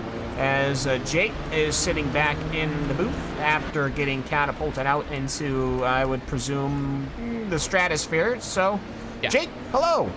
Hello. There's a few bits of twigs and a leaf in my hair, but I survived, and I'd like to credit my PC for this one. I'd like to do a graphics update whenever I can. Little Auto, though, right underneath Alex Simpson, hard to the inside. Simpson was going to have to let that position go as they get themselves then onto the brakes, into the left-right. Little Auto, he wants to be on a move here, Cam. He knows he's made that stop earlier, and he needs to get going. Bigger thing, I think Trent Gareed has had an incident. And it's been a big incident. I don't know what happened. He was going through, he dropped a gear. He was trying to go through the gears, and I could hear the revs spike, and over Trent Gareed and Brian Bennett, they were fighting for position. Bennett was right behind. He decided, you know what, all right, I can see you're slow. I'm going to pass you outside. And Trent Gareed, this just happened. he moved up the track to allow him to go, and what did I just say? Slower traffic stays inside because Brian Bennett, who was the faster machine by about 20 miles an hour, has smashed into the rear of him and put Trengareed into the wall. Well, that is miscommunication. When you're in a situation like that, you miss a gear, you have two options. You either get out of the way or you hold your line. And more often than not, you are told to hold your line.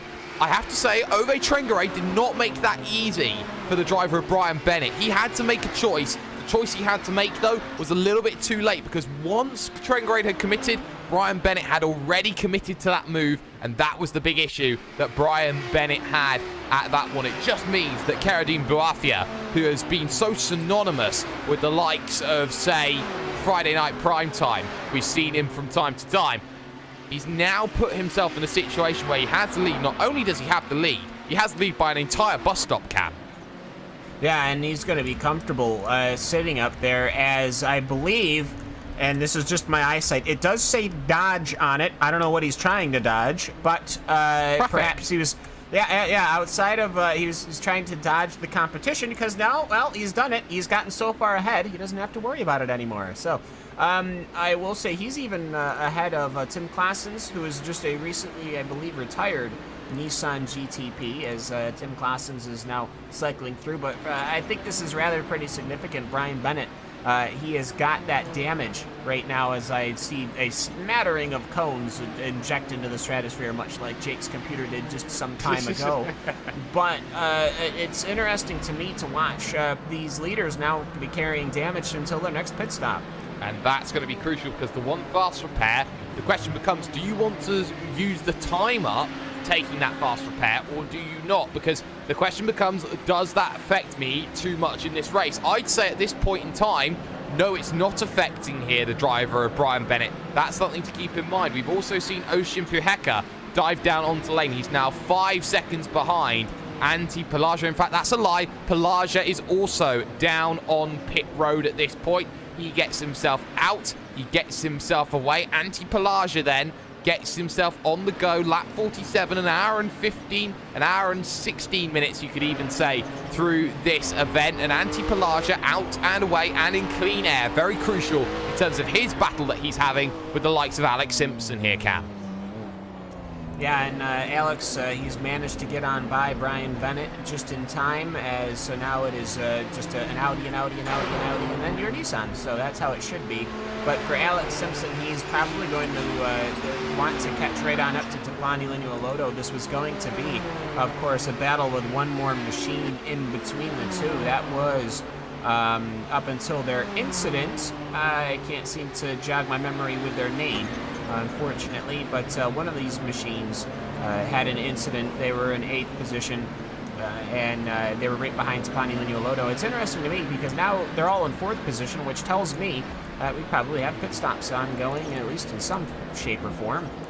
Oh, yes, we do. And well, I was looking at Loma, and he was absolutely stone-cold cutting through the field as he tried to deal with not only James Merrills, but Barklow and Fleming side by side. And now you see Martin Kreshrik, a driver that is always synonymous when it comes to the Nissan GTP, trying to make his move. And behind that, you're going to see Vavrovsky trying to thread the needle on all of them. Miscommunication, has to dive to the inside. I think Fleming's a lucky lad because the moment that he was going to dive down, Fleming knew that with the quickness and the really big high downforce changes of direction that Nissan can do, Cam, that he would be completely innocent bystander if there was any contact.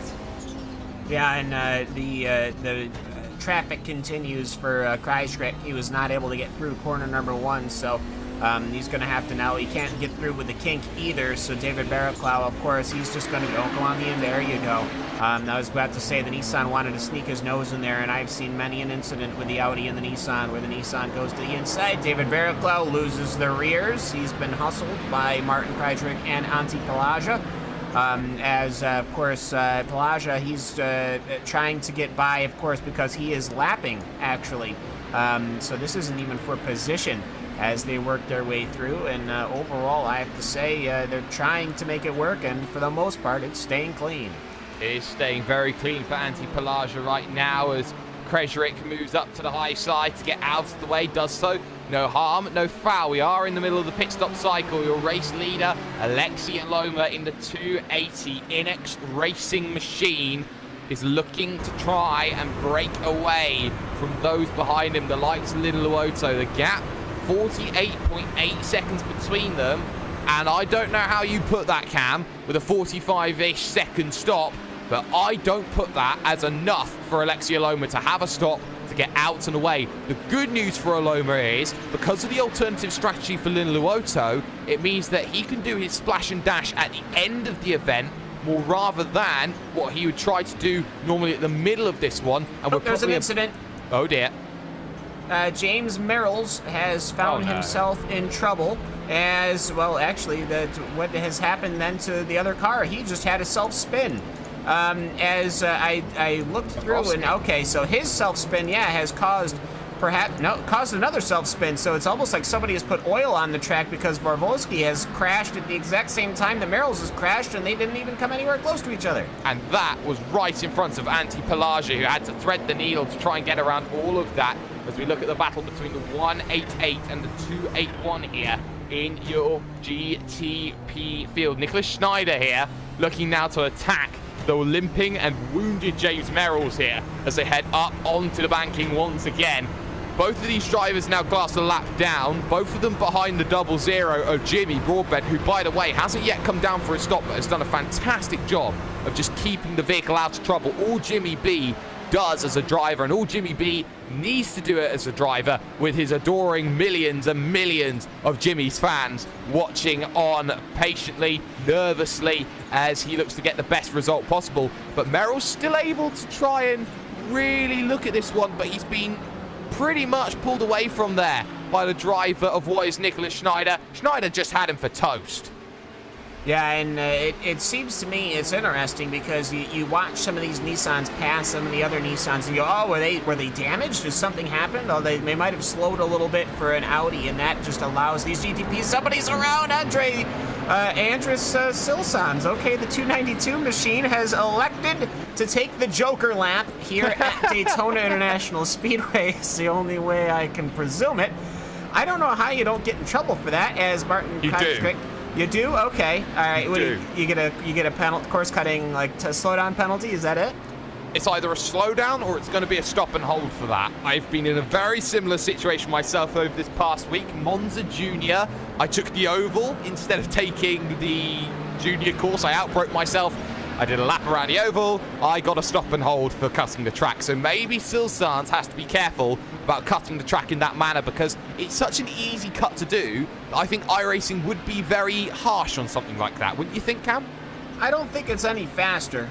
So if anything, it might just be a slowdown penalty. You definitely get a 1X, which is very dangerous here. We got to remember we have only got a 40 incident limit here at the Majors Series. The 510 and the 426 GTO battle seems to be kicking off already. Oh yes, Diego Jimenez then losing out. Is he, or is he gaining? The answer is he's gaining, because Santiso had no opportunity. And round also goes the driver of, well, that was Jan Letzver. They were trying to get past Marcus Niskanen, trying to get onto this train. So 3-car little scrap. Little Luoto gets through a lot of them. And this is the thing, you're starting to get traffic now that starts to interfere. Mletzever, for example, yes, he's quick, but he's laps down as well, so he'll be looking to go through. Here comes Cordell Cologne, looking to thread the needle. Gets one, gets two, gets exactly what he was asking for as he then hits the brakes into the left, right. But you're starting to see just how this is starting to just check up a lot of this field. And now you look at Niskanen. He wants a clean shot at Santiso, but he knows at the moment there's going to be a GTP behind him, Cam. What can he do? Well, you just have to kind of ride along in traffic. That's why this is so long of a race. We're not on the last lap of this race, so you can certainly do what you need to do, as Niskanen has gone around the outside on 181 miles an hour. As Trengareed is out. He's not on the racing track. Uh-oh. Ove is out. What we call Mr. Classics is now out of a classic, and he's been down on the lane. In fact, yeah, he's pulled it off, I think, out on circuit. So He's not had contact with anything. Oh, he did. Did he? Yeah, going into corner number 1, he lost the rears on that invisible oil slick that we seem to have, and crashed it right into the inside pit wall. That's going to hurt a lot for Ove Trengaray. In fact, he was losing it even before Alexi then. Loma stopped. Alexi Loma's out of fuel. Wow. Did they forget to fuel the car, or did he blow the engine? That's what I want to know. Did he blow the engine going through the bus stop, or did he run out of fuel? I'm not going to be able to answer that, but Alexi Loma crawling at 90 kilometers an hour. Oh, he's out of fuel. The numbers aren't right for Alexi Loma. That could be very costly in the overall, because that will give a gift to Tapani Lililuoto. And Alexia Loma now loses the race lead overall to Timu Toika on circuit, with Peter Smith again in second position. How many times are we going to see people today, Cam, play hot potato with the lead in GTP? It seems to be a quite cursed position. And, well, if I was the fuel guy on that Aloma machine, the 280 for the INEX Racing team, I'm not necessarily sure if I want to be around when that car pulls into pit lane, because whoever ran those numbers, well, they're short just a quote-unquote bit. Well, there may be a castaway at Daytona Beach. That much I definitely can say from the INEX Racing garage. So Alexia Loma hits his lane, was short on the fuel numbers, had to slow it down. That's cost him a shot potentially at victory overall, and that will be so costly come the end of this 2.4 hours. Readjust then. Timu Toika and Peter Smith yet to come in. The difference between them 4.1 seconds. As things stand, I think we can promote the likes of Alex Simpson up to 4th, and Tapani Lililuoto, I think even after his issues that he had in the opening few laps, having to go on the alternative strategy, I put him net leader right now here, Cam. Yeah, and speaking of promotions, hey, you're of course watching the major series here on iRacing Live RaceSpotTV. But yeah, it's actually really interesting how this incident early on with Fluke and Liniuoloto has changed the race so much. A, you don't have Fluke anymore, but B, Liniuoloto has somehow managed through the abilities of the Finn, I don't know, has managed to, I believe, work himself into actual contention. He's elected to back out of that one smartly, so as they go into one, and I can only call a giant ball of cars. Well, Liliuoto, he is the man who could probably bench press the most out of all sim racers in the world. Well, he needed all the strength and muscle to go through the wheel to try and keep that one out of those three in front, having a battle. Patrick Fleming, Pete Harrod, and also the driver behind, David Barraclough. All three of them fighting legitimately for position, mind you, into one.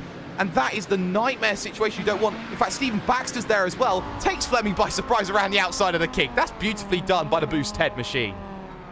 Yeah, and David Barraclough is still there as well, as I gotta say that Barraclough machine does have quite a bit of speed on it. There now got Pete Herod. He's trying to work through. He's made that position on Barraclough, however. And for me, it's nice to see that David Barraclough has found a pack. When we saw him earlier, he was basically running by himself. So at the very least, he gets to run by himself. He is no longer running by himself. And that he pulls right out in front of a Nissan Alex Simpson, as Simpson now has to go evasive and swing his car around the circuit and go into the bus stop. Well, at least he's found friends. That probably does a little bit more than what I can do. But besides the point, gap down. Peter Smith closes by 0.8 of a second on Timu Toika, a 34.9 for Toika. It was a 35 flat, in fact, for Peter Smith. So that was on the lap prior to that. So the gap has stabilized. My mistake. So the gap's slightly opening up here, but we are looking at that sort of range where I think that it's going to come down to who becomes the bravest man when it comes to these stops. Decides to go through. We can stay on though that GTO battle that we had going on, and it is a my goodness me, Cam, because you look at this, they're too wide still, and they don't even care who's behind. Kip Stevens there, Cordell Cologne. No, you can wait. We're going to have a scrap. And there is somebody's actually off the track in front of them as Andreas Silsons. So Silsons is going to lose a gear. That's going to throw these guys even more. That actually slows Barraclough enough as they're going to work their way towards the kink. Oh, that was almost 3 wide and almost dangerous. There's the hair flick, Kip Stevens. had to negotiate all of them on the brakes into the kink and then the right of the West Horseshoe. So that slightly opens up the gap, Baxter and Harrod. And I'll tell you something, Kip Stevens is the wiliest old fox. He's the elephant that never forgets, Cam. And if you do him wrong, he will remember it probably 5 years down the line. Okay. I don't know if that's a great promo for somebody. They'll remember. No, I mean, it's great to remember things. I'm expecting like a tire iron to come out because I cut him off one day years ago. It's Cordell Cullen. I almost thought he was going to nail the rear end of Stephen Baxter, and here comes Hossein Puaka. Yeah, and Puheka, remember, he's in and around that battle at the top. He needs every position he can get, so he doesn't want to be caught up through this bus stop. He gets around it, no harm, no foul. We're definitely over halfway at an hour and a half in. And of course, remember at the half an hour, we decided that we were going to give away a t-shirt. We gave it away to the 43 machine of James Ewans. He was in 43rd right then. He's now up 4 though, Cam. He's into 39th. He's having a good run. He's plus 60. Yeah, plus he has a t-shirt. So, I mean, hey. I know. It's been a very good day. I mean, for the Torque Freak Racing number 43. I have to say, as they're going into the bus stop chicane, I'm surprised at the patience and of these Audi drivers in letting the Audis go through. Jake, I have not seen one angrily flash their headlights in a passing Nissan. Not yet, anyway. So, angry headlights time may come when there's more at stake, when we're later on, when we're looking at the splash and dash format for the final things. 281 and 280 though. Nicholas Schneider and Alexia Loma. Loma's back out and going. This is the scrap then for the final spot inside the top 10. And Alexia Loma around the outside makes it look very comfortable into turn number 1. Nicholas Schneider did not have much of a chance, Cam. No, and I think Schneider, he was the one. That was the car. Hey, I found him. As it was Nicholas Schneider, he was the one that had the incident with Wyman going into the exit of the road course. He had to get that car fixed, and they have done as such. And now he is fighting in position of Alexia Loma, who is, of course, had that fuel incident. So 2 cars that have been slowed down. As I see smoke, and actually Nicky Team, he's lost the car, and he was actually trying to go. He had had an incident. Nicky Team has had an incident with Franco Scurry, and it looked to me like the Audi had a much better exit, and the Nissan wasn't doing anything. He was just holding position. He was actually opening the wheel, and the Audi just basically drove right into the rear of the Nissan. If you don't know at this point that your Audi is going to have a better exit off of every horseshoe, I don't know. Well, I don't know, but Nicky Team, you have to say, he will start to cut across a little bit on the Pro Drive shop car of Franco Scurry. So 6 at one, half a dozen at the other. I go and plead the 5th when it comes to that incident. I'm going to have nothing. What we're going to do, though, is we're going to take you RaceSpotTV fan immersion. The man on the move is Peter Smith in the 859. The gap's down to 2.7, but he's had to go through traffic. Gruber and Reniers, he's got to deal with 2 Torque Freak cars right next.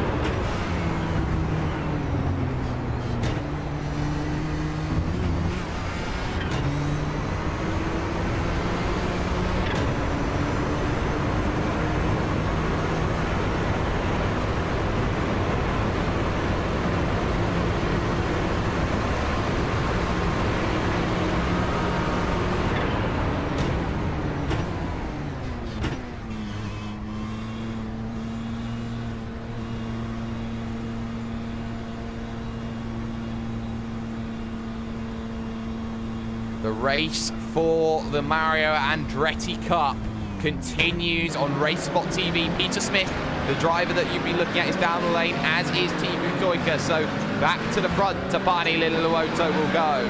And he will look to extend his lead. Ocean Puheka now moves up into second position out on circuit. The question becomes, who else will join in terms of the difficulty? In comes Nicky Team. In comes Marcus Pappenbrock. When will Jimmy Broadbent decide to dive down onto the lane? That's what we're looking at in terms of the overall picture for the big win. He's back on the circuit. Nicky Team just left pit lane 1 lap ago. Well, that could be a penalty. Certainly could. Let's see how long he sits here. They got the car fixed because it had some pretty good damage on it. No, Nicky Team's done. Okay, perhaps I was mistaken in that he had the repair.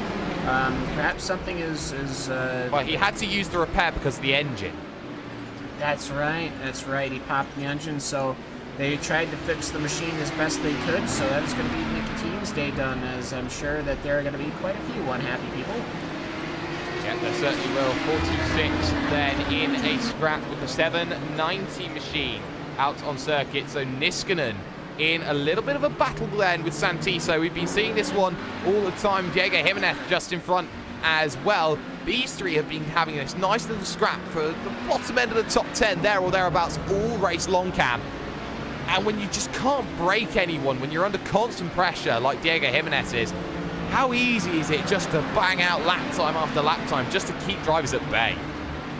Well, it's difficult, I'd have to say, because it builds up this pressure as Marcus Niskanen. He did not have a good exit off of the Horseshoe 2, and then he did not have a good entry through the road course exit. But either way, it's just one of those things. I almost think that Santiso is trying to fuel save, perhaps, but it's no, he's not. So he is going to make the attempt on the pass, but he's not going to draw anywhere close once that wall of air hits him.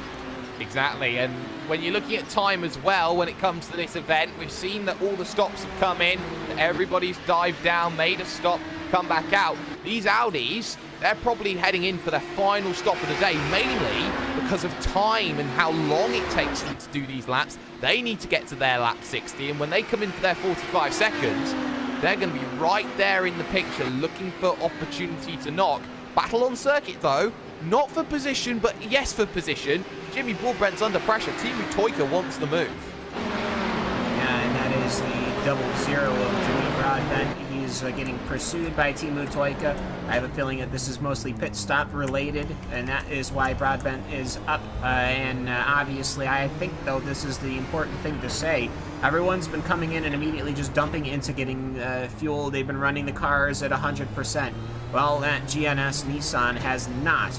And as such, I think it's fairly straight to say that he has been saving fuel these last 2 stints. And what means that he's able to stay out a little bit longer, which could potentially put him further up the order as time goes on. I think if Jimmy stays like he does now, he gains positions on a 2-stop. I think Jimmy's been playing the 2-stop game. You can see he lifts off very early through the bus stop. No real opportunity for Timu Toika to try and make that move. The difference is of 36.2 that time.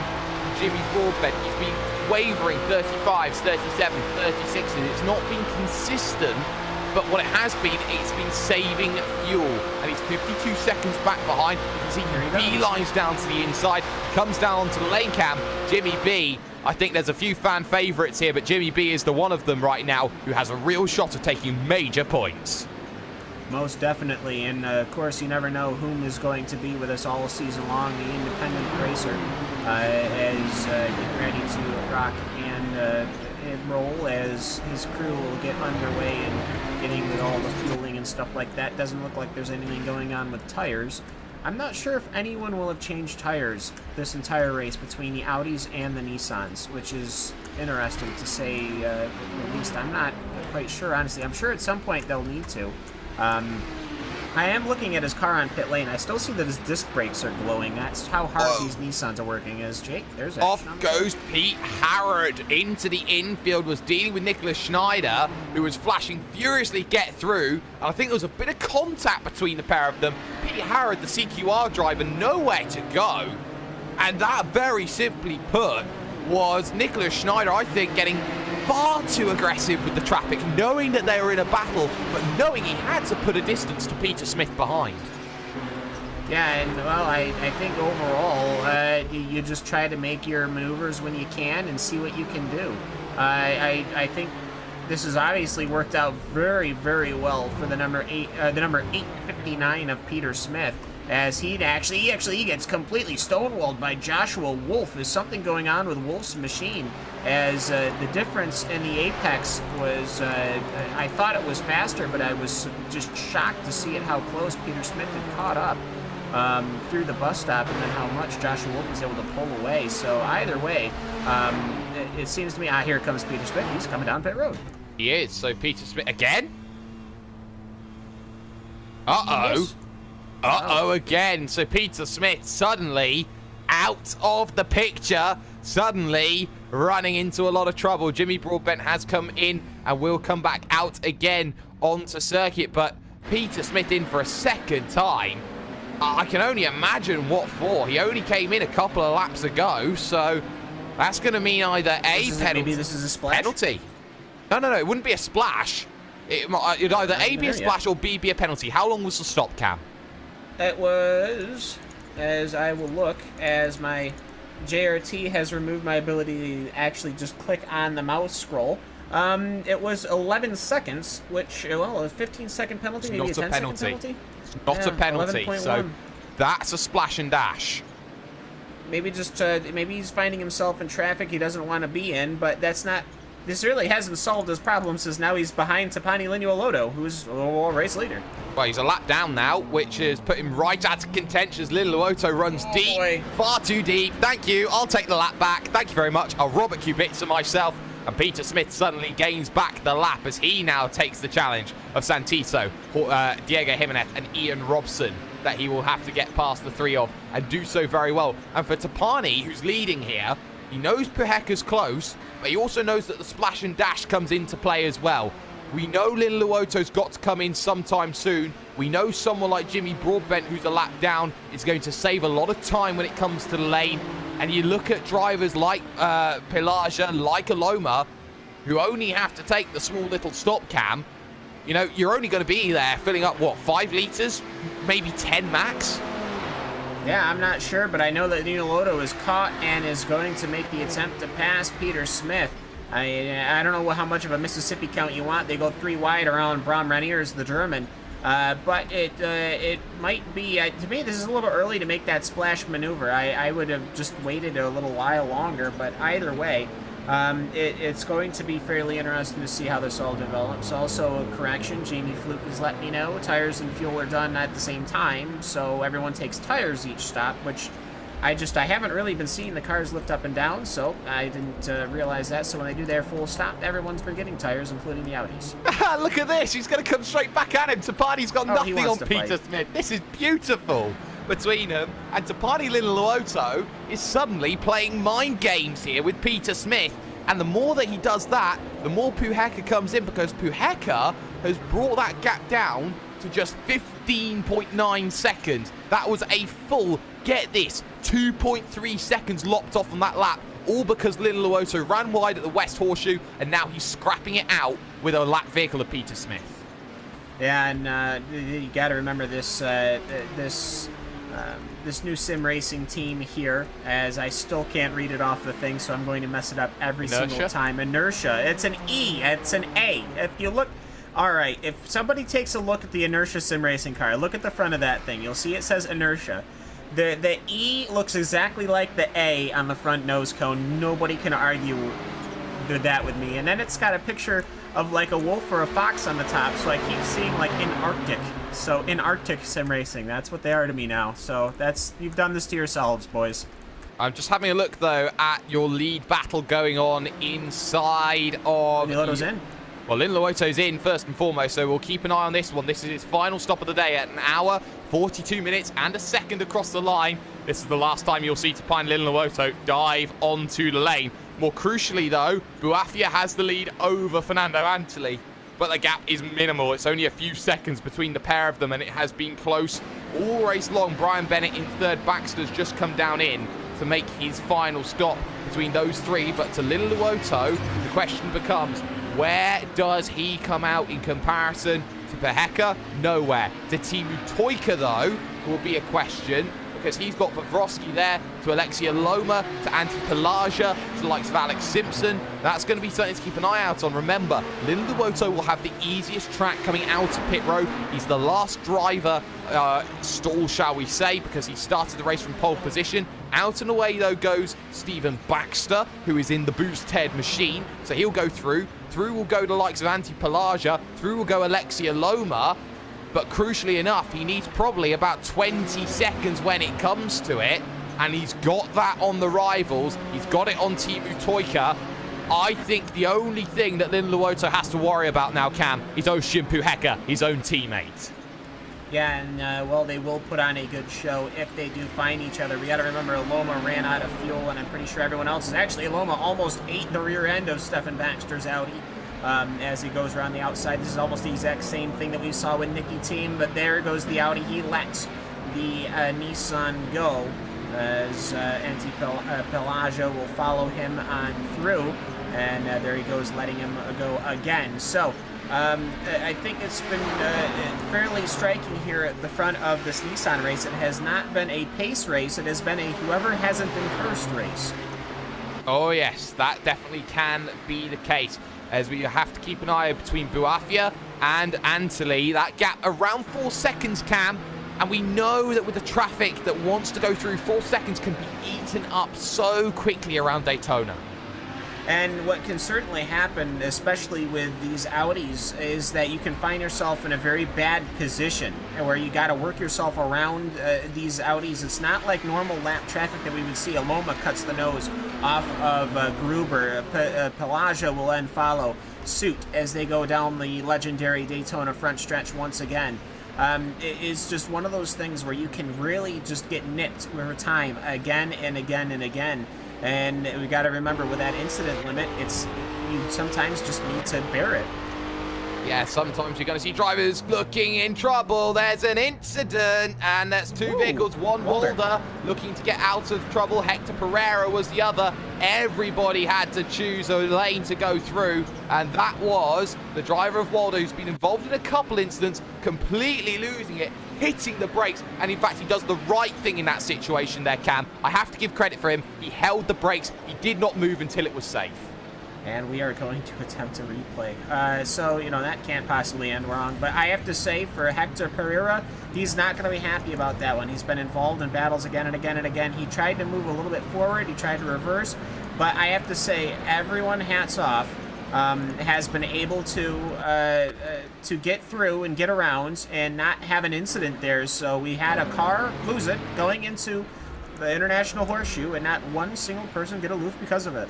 Well, that's fantastic, showing Enzo Benito how it's done in terms of the 24 hours of Daytona. So, well played. Very well played. You can now drive at a level at the E-Racer Champions.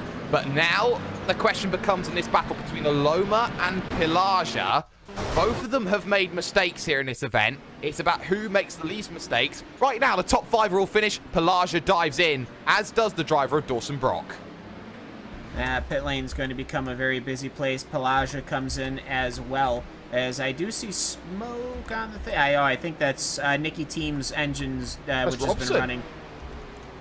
Robson's engine, I think. I'm seeing him with a lot of smoke down this front stretch, and I think he's going to be crawling home a very, very unsatisfied man, Cam.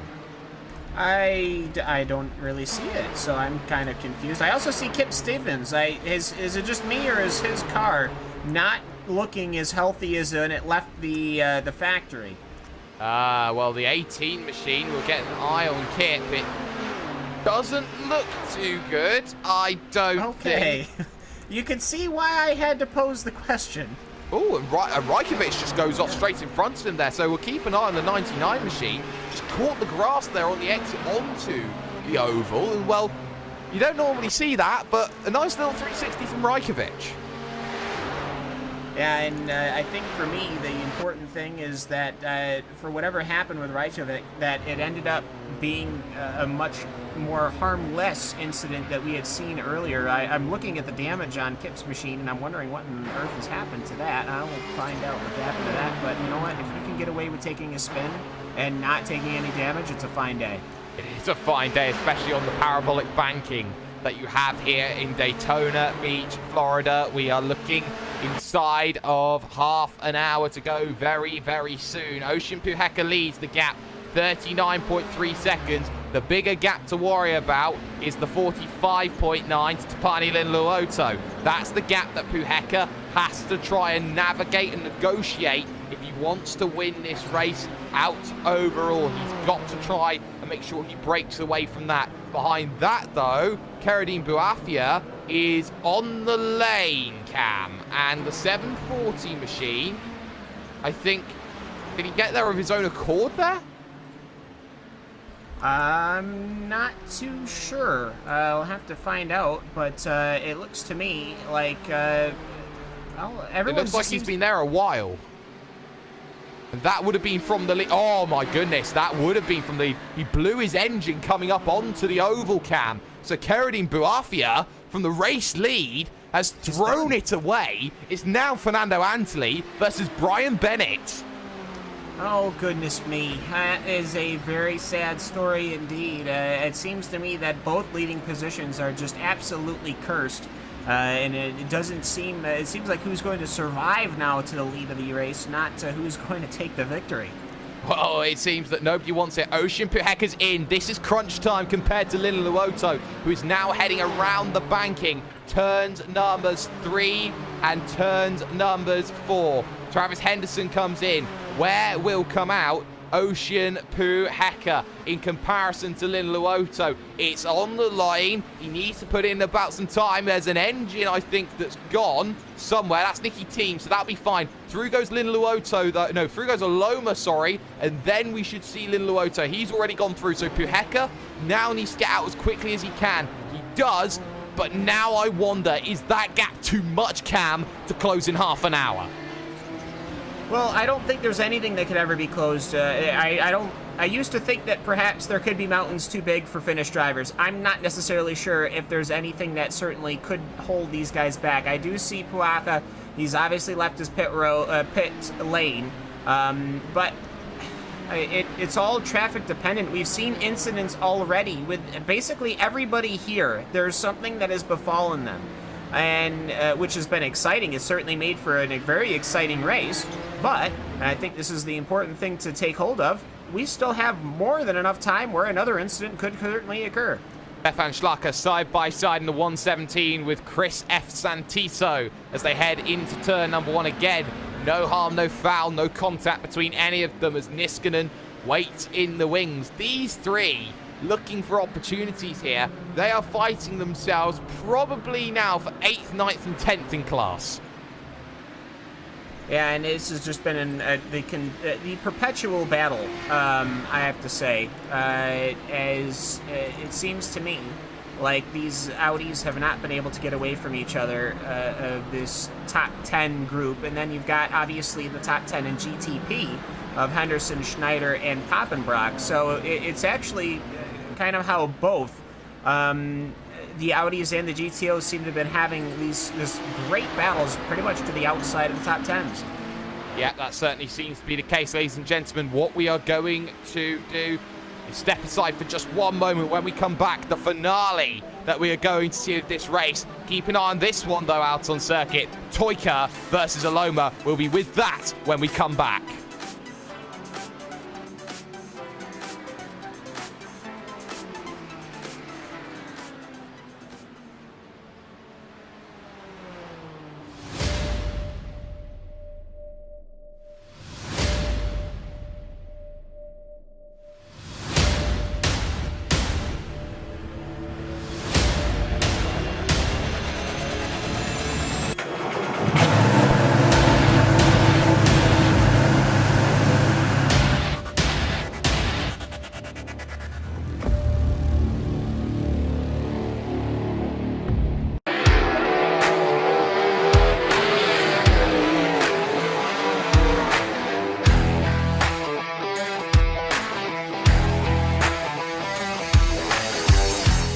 actually, you know, really enjoy dirt racing. Feels good to get in the car, and we have, you know, great cars and engines and things at KKR, so it's nice to drive a fast sprint car.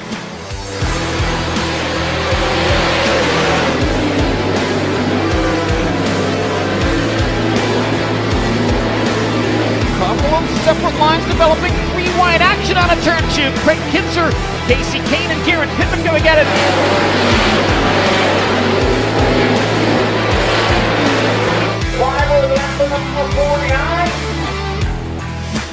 I think the differences between, you know, NASCAR and the sprint races on dirt is just a much different mindset. The way you drive your cars, the setup, the feel you're looking for.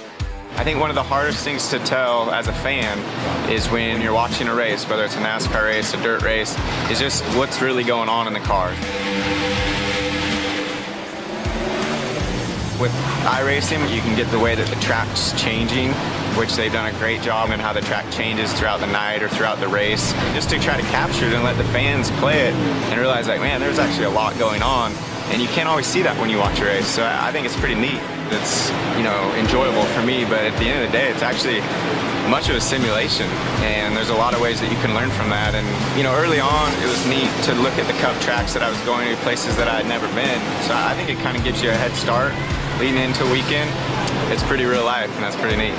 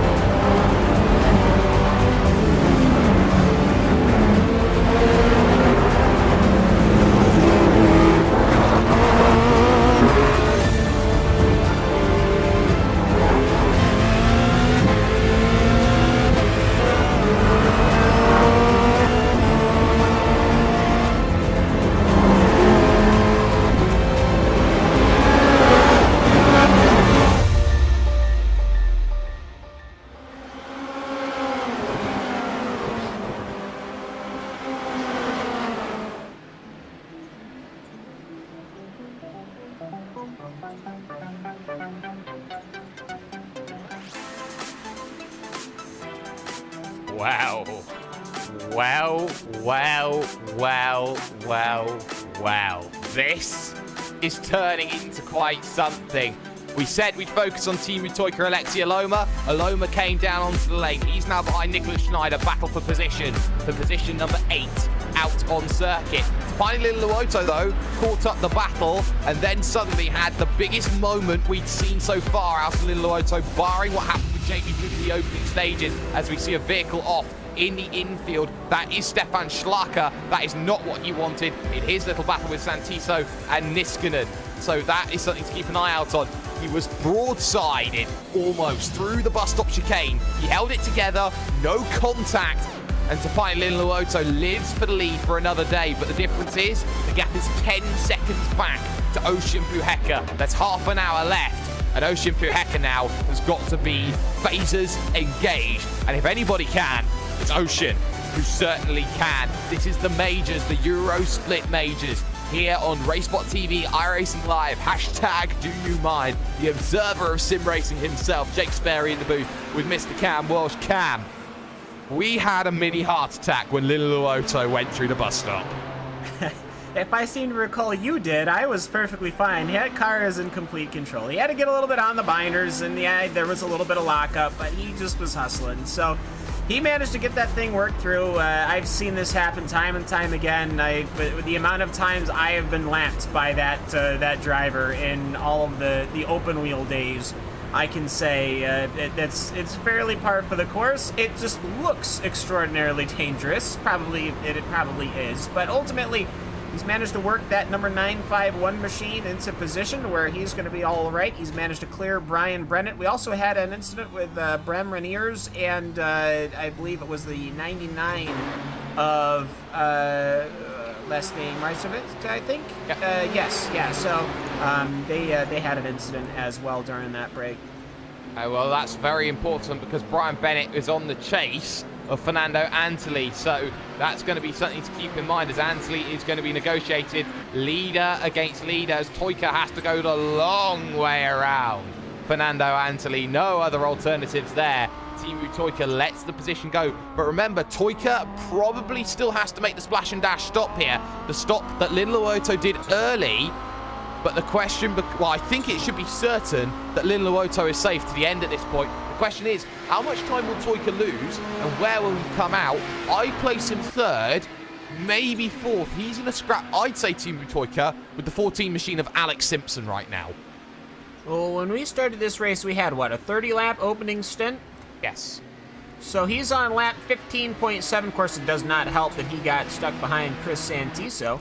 But, so, he is running lap 16 of this stint. So he's got 15 laps, and there's 23 minutes to go, so people start doing their stuff. Isn't he? Well, math people need to start doing the whole finger wiggly calculatory stuff because it looks to me, at least according to JRT, seems to believe there's only 15 laps remaining off of the leaders. Oh. So, interesting. Interesting indeed. But Pani, you may have to go give chase. Not only that, Peheka's giving chase for you as well. That gap's come down. It's been halved in the time we've been talking strategy. So Peheka brings the gap down. 7.5 seconds to the leader. 5 seconds back to Tapani Lin Luoto. Fantastic work from Peheka. Don't forget, Brian Bennett is trying to give chase to Fernando Antoli. 43.7 meets 42.8. I think Antoli is pulling away. Bennett may need a miracle if he wants to make things happen. Let's not also forget the battle for P3 in GTO right now.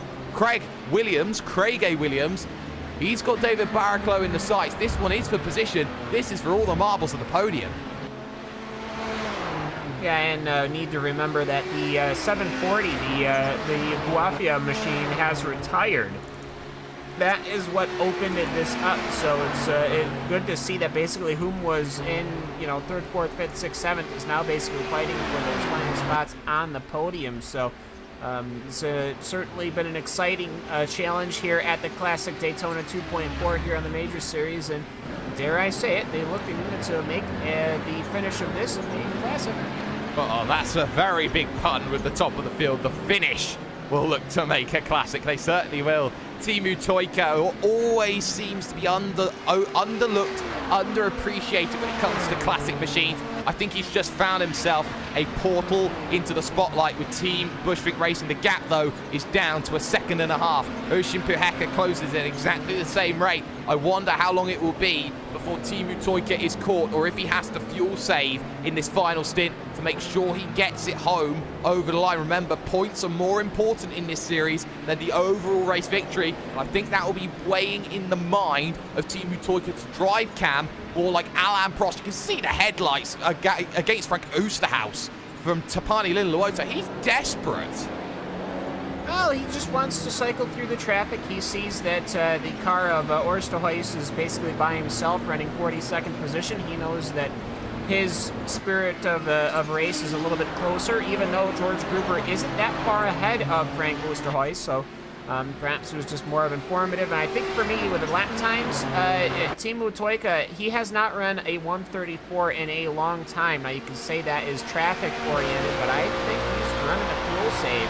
He was about a second. He's been racing running 35.5s, whereas normally you can run in the 34s comfortably. So either way, it's going to be interesting. Will Toika have the fuel, and will Lin Luoto be able to catch him? And will Oisin Peheka catch the lot? That's the next point of contention that everybody's looking at. Can Oisin Peheka take the lot of them? Because we saw he halved the gap down, used the traffic nicely. Ocean's now got to think about, well, can I make this move? Can I close that gap back down? The gap cuts down again. No, it extends a 1/10 of a second. Toika responds 35-1. Not the best lap from Linluoto. 35-2. Peheka slices it by half a second, brings the gap down. It's now 4.5, Cam, for Ocean Peheka. He knows he's running out of time. Half a second a lap will do it at this stage. He put himself right in the wheelhouse for trying to steal a win away. Yeah, there's a parked car going backwards. That's Craig Williams. That car is severely damaged, and I think it was damaged before then. So yeah, from third. So. Oh, he's rolled it. Oh boy, that's exciting. So he's gone through the international horseshoe, got on the grass, pushed a little bit too hard, comes back on, he's lost it, and he's come straight into Baxter. Yes, and that's a massive shunt. And Craig Williams will be like a martini, shaken, but definitely stirred at that stage. So Pete Harrod gets a gift, a 2-for-1 special, and lucky not to take Toika out in the process. Yeah, I was surprised to not see the brakes come on that Audi as soon as it made contact with the pavement. But yeah, this has thrown this whole front end of this Audi race into all sorts of disarray. Pete Harrod has gotten by Baxter. Baxter and Harrod both have front end damage. Here comes Stefani. Stefani Linluoto, sorry to cut you off like that, Cam. He's going to go to the outside, try and make this move, but you can see the cut-off with Pete Harrod just in front. Toika goes straight back down to the inside, trying to play the fuel save game. Linluoto will go to the outside, trying to make it the long way round to turn number 1. 1.6 seconds now, down to 8 thousandths across the line, but look at Linluoto, break latest. He who laughs last, laughs loudest. Tapani leads 4.8 back to Ocean Peheka, and if you're Linluoto now, you run for the hills, and you hope Team Toika of Bushfinks does you a favor on your teammate. Yeah, and I gotta maybe throw it out there, if Toika can continue to hold the lap time, if he can stay behind him, he might be able to save some fuel if that is what he is looking to do. Now, seeing as Linluoto is pulling away slightly, I'm going to suggest that maybe not. But for me, there is some Audis up afoot. There's David Barraclough, and then there's Andrew Whitehead, the 334. So it'll be interesting to see if Linluoto will be able to hit. I don't know. He's basically pulled an undraftable gap in just the road course section. So that is just how hard he is driving, Jake. Well, he has to, because he's being pushed by his own teammate of all things. He's got to be careful about that factor that comes back into play. Peheka is the big talking point on the brakes then. Bus stop be leading to. His vehicle goes straight on a little bit. Andrew Whitehead, got to be careful about that. So getting back onto the binders. Very close there, Linluoto to Barraclough. He's taking no liberties. He wants to run away with this, but Toika's not going to go away. And as things stands, Toika's still got a little bit of draft. He can still close that back up. He's just got to stay calm within a second on the road course, because he can close all of that gap down a lot stronger when he comes to the tri-oval. Yeah, and meanwhile, there's a great battle going on in GTO. Stefan Baxter seems to be leading an absolute mob. Marcus Niskanen, Oosterhuis is there. Brian Bennett is there. And as one car, Kip Steffens, has pulled the car way, way, way off the road, cut the bus stop, and he is having trouble. I wonder if perhaps he has run himself a dry of fuel, which we have seen.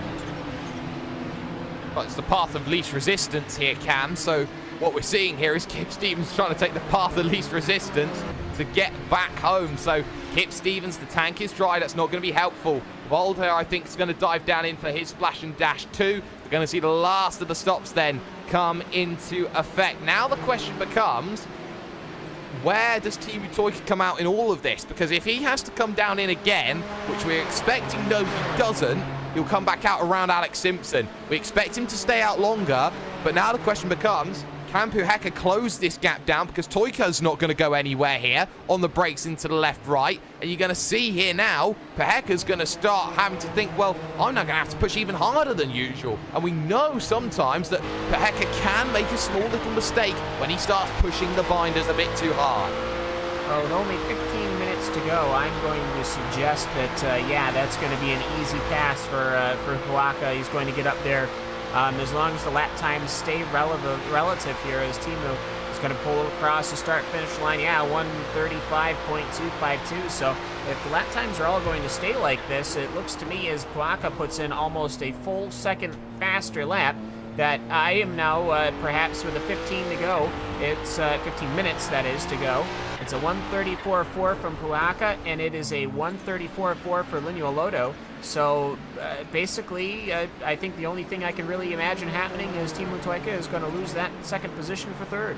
Well, a beautiful move. Also, we just seen Papenbrock's been overtaken by Nicholas Schneider, but Schneider's not done. Papenbrock will want to come back. Oosterhouse, Colon, Bobrovsky, all in front. All has to be negotiated, and the tow is only helping the driver of Nicholas Schneider, and there's not much more that can be done about it. Papenbrock, though, will get the triple tow, heading to turn number 1, backs out of it, doesn't want to make the move just yet, has to be careful about that. Remember, there's Brian Bennett just in front as he looks to chase down Fernando Antoli. That one not working the way he wants to. Fleming, for example, has just come out after a splash and dash, I do believe, and Fleming, who was in third position, now it's Baraclo in third, Harrod in fourth, and Santiso, or Santiso, shall I say, he's now suddenly up to 5th position in class cap. I think Fleming was a damage repair. Okay. It seemed to me he was on pit stop. Either that or it was a full pit stop, and it just looked like it was a repair. But either way, you've got this pack of, a fairly significant pack of GTP machines going through the entire interior here. 510 versus the 117, however, is ongoing, and that's the Stefan Schleiler, and that's the Diego Hormilia battle. Yeah, Stefan Schlacker. Also, you got Diego Jimenez there trying to have this nice little battle as, Jimenez was all over it, trying to come up onto the oval. He took the low line, high line from Schlacker. He'll get all of the draft on the run then towards the left-hander. Anti-Pelagia wants to make a way through. So does Robert Lenzijak as they're going to go 3 wide. Battle for this one. Thread the needle. No, hard to the inside. Rob will have to go in a triple or in a double 8-1, shall I say. And there, Schlacker gets the position as well, and Diego Jimenez, well played, all of them there. That had so much potential to go horribly wrong. Yeah, but Schlacker has decided to give that position back because he has missed a shift, which has allowed Diego Hormilia to perhaps power along the outside. They're going to go wheel to wheel. Hello, good sir. Doing this at 170 miles an hour is perhaps not the strongest advice I could give you at this time. But either way, that inside line, obviously shorter time around the track. They'll knock doors one more time before going into corner number 1. And there goes Hormilia. Almost around, but he's recovered, and he'll actually pull out in front of Andrei Rajkovic. And Rajkovic, he wanted nothing to do with that. He remembered what had happened the last time that it happened. Good man. Andrei Rajkovic not forgetting what happened. He'll wait to fight another day. Traffic, though, playing a massive fact in the battle for the lead. Linuoloto has pulled the gap out a second and a half. It's now 2.2 seconds. Peheka's still there, 3.5. Has to negotiate all of this as well. But most crucially enough, he's now 1.3 behind Teemu Toika in the fight for second. Craig A. Williams straight on, 40 incident points. Goodbye, see you later. Disqualification for Craig. And there will be very, very many sad men coming out of that one for Craig A. Williams. So Teemu Toika then, the man under pressure. Peheka has to deal with Reniers, has to deal with Hector Pereira, and Toika's stuck, and you can see that Peheka around the outside. Oh my goodness, that's the move of the year so far. He completely caught him napping, and that from Peheka is world-class overtaking. Yeah, well, you get stuck behind the Audi up in front. You know Bram Reniers is going to hang to the inside, and as long as he doesn't do what happened to Nick Duquette, you look to be all right. So that inertia machine of Puaka is able to get on through, and but you got to remember though, Teemu Toika is going to have the overspeed with the draft. However, I got to say, Puaka, his last lap was a 1:34.3, so he is absolutely flying.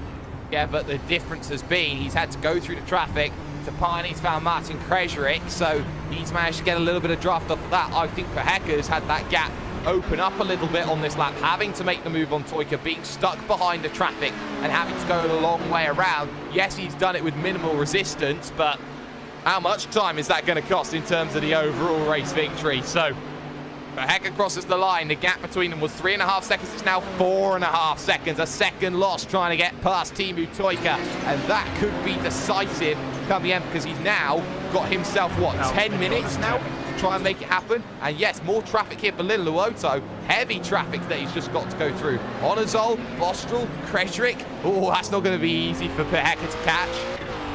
Well, I would, well, maybe. Actually, it looks to me like he might get them going into, well, here's International Horseshoe 2, which means to me, as the tic-tac machine jumps out of the way, good man, Mr. Martin Kresrick, as it looks to me like, oh, I was thinking that they were going to get them going into the exit, the road course exit, but nope, that is not going to happen, as there's two cars out in the wall, Peter Krieg and Kresrick. Martin, what have you done to the tic-tac machine? That thing is historic, as he has crashed that into the tire barrier, but did he have help? I think he might have, well, I think he might have on the aspect of missing the braking point with there being so much traffic. That's true. He was worried. He closed right up. He had to bail, and well, in the end, he finds the tires. So Kresrick, unfortunately, that's going to be a shame to end so late from the finish. Out of pit road comes Alex Simpson from his splash and dash. And Cam, you have a new. No, that's what I was saying. Alex Simpson has made his splash and dash. So it was interesting how Peheka was able to make it, but Simpson was not able to, as the battle in GTO continued between Graham Meniers and Hector Pereira. Basically, I mean, Jake, how many times have we been talking about this race? And Kip Stevens, the car, all of the pieces seem to be missing now. How much duct tape do you need to fix Kip Stevens' car? They've taken off the front nose cone, they've taken off the rear wing. That is a very, very weird-looking GTO car. That definitely is, except for the fact that Kip Stevens is driving in the GTP. I don't think I've seen a car that damaged. Doesn't seem that troubled. Maybe it's just me, but it doesn't seem to be that troubled, anyways. No, it doesn't. As Hector Pereira was looking for the move, it doesn't happen. Peheka brings the gap down to 3.9, but he is running out of time for the first time in a while. He needs a bit of help. Traffic in front. Patrick Fleming will not be that help when he hits the oval. The oval is the worst place for Oisin Peheka to find traffic going through, and he knows that he's got to get past not only James Merrills, but Fleming to get through. Two vehicles now in between him. George Gruber, Diego Jimenez, Stefan Schlacker. He needs more help, and he's catching it at the wrong point is Little Luoto. Through the second part, though, he will have to try and pick up that run. You can see he intentionally slows it down to pick up the perfect run on the exit. Little Luoto is now managing the traffic, and look at this from Peheka. He's going to get one. He's going to probably get two as well on the banking down to the inside. Peheka's now got to run. Yeah, and Fleming, he basically had slowed up James Merrills. Peheka has slowed himself up at the bus stop in order to really just do the proper shoot that you really need to be able to do, and that allowed him to sniff the draft from Merrills. I was hoping he was going to be able to get the draft from Merrills through the entirety of the length of the tri-oval, but unfortunately it wasn't going to be happening. And now he has got the battle between Hormilia and George Gruber. Actually the battle is between Schlacker and Hormilia, as here he comes trying to go on the outside. Trying to go on the inside as well is Oisin Peheka. He's now got to go the long way round of one. The lights flashed for one. He's stuck at the wrong point of the circuit. He gets to go to the outside for two. He's got to go for the outside for three. He's trying to pinch it, but it's not going to work. He's going to lose even more time. Oh my goodness, there was contact. Round goes Peheka. Toika takes it back. And there was Peheka trying to take liberties with the traffic, and it has gone and bitten him back. He pushed hard, he caught it wrong, he had the red mist descend, he got bogged down and frustrated. That's where the mistakes happen there, Cam. Well, I would have expected Diego to understand that this was a battle for the overall race win, and yes, he is currently fighting for what is way back, for a top 10. He has been fighting all day long. He should be, obviously, I think he tried to slide in when there wasn't room. The Audi, as we have said, always gets the better exit through the horseshoes, and just proves it once again, because that Audi, when he went, he didn't lift but a second. He did not. He did not lift at all. As vehicles coming out of pit road now in front of Antoli is Kresrick, and well, Kresrick will give the position to Antoli, but Antoli will have to let that through. Walder as well here going for it. You're seeing Kresrick struggle just a little bit. This is just the dying embers of hope now for Brian Bennett, as he has Stephen Baxter a lap down behind. You know, give credit to Brian Bennett. He's tried everything to bring himself back into this. Yes, he had a little bit of damage, but it's just not enough at this stage to really make something happen at the late stages. We've also seen Schneider go through on Pappenbrock for position 6. Yeah, and it's got to be so very frustrating to be able to see the leader in front of you and not be able to actually catch them, as the Audis are running currently lap 80.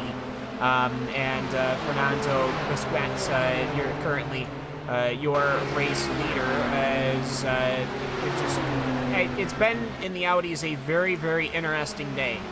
Basically, all of your leaders have had troubles, and Guafia has blown his engine. Everyone else seems to have had issues. So, I mean, for Brian Bennett, I mean, it could be worse, but he, at the very least, is running strong and looking like he's going to have a good finish. Looking like he's going to have a very good finish indeed. 9.34 and 4.26 then in the dying stages of this one. Having a scrap, Sansisto for position 5 has been caught and passed by Stephen Baxter, as Linloauto will have to deal with it all. Tapani gets what he wants. He gets a bit of gap, and you can see also the driver of Stephen Baxter desperately trying to take the gap away from Bennett, who does not want to be fighting at the late stage like this, and unfortunately is given no choice at this stage but to. Antony is gone, Antony is in the distance, and suddenly, just like this, it's going to get close between Baxter and Sansisto. So you can see Baxter wants to get away from Sansisto, Sansisto wants to make the move, Bennett just wants to be free here, Gab, and he's not getting it. Yeah, it doesn't seem like he doesn't have really the speed to pull away. He almost gets a notch in the rear end from that 934 as they go into the corners. They've got Andrew Whitehead. There's the touch I was talking about. So perhaps that'll be the launch pad for the gap. But Linloauto, he is working his way through the traffic. He's got Travis Henderson, then he's got your Audi leader, then he's got Oljanazak, and then Crum. So he shouldn't have really any issues with cycling through this traffic. And then you got to remember, the second position now is, I believe, Timo Toika, as perhaps not almost where I could have swore that it was. Well, I believe it was. Did he come down onto the lane? It may be that he had to splash and dash it.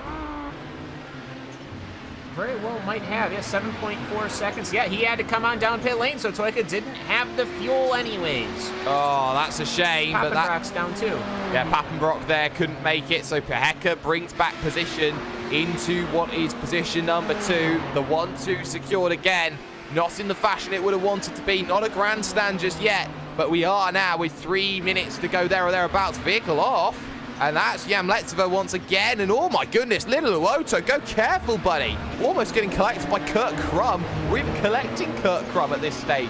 You can't afford to be dealing with situations like that. And suddenly, Linloauto is trying to thread the needle here. Off goes the driver of Henderson. And it's chaos now for Linloauto. He doesn't know what's going on.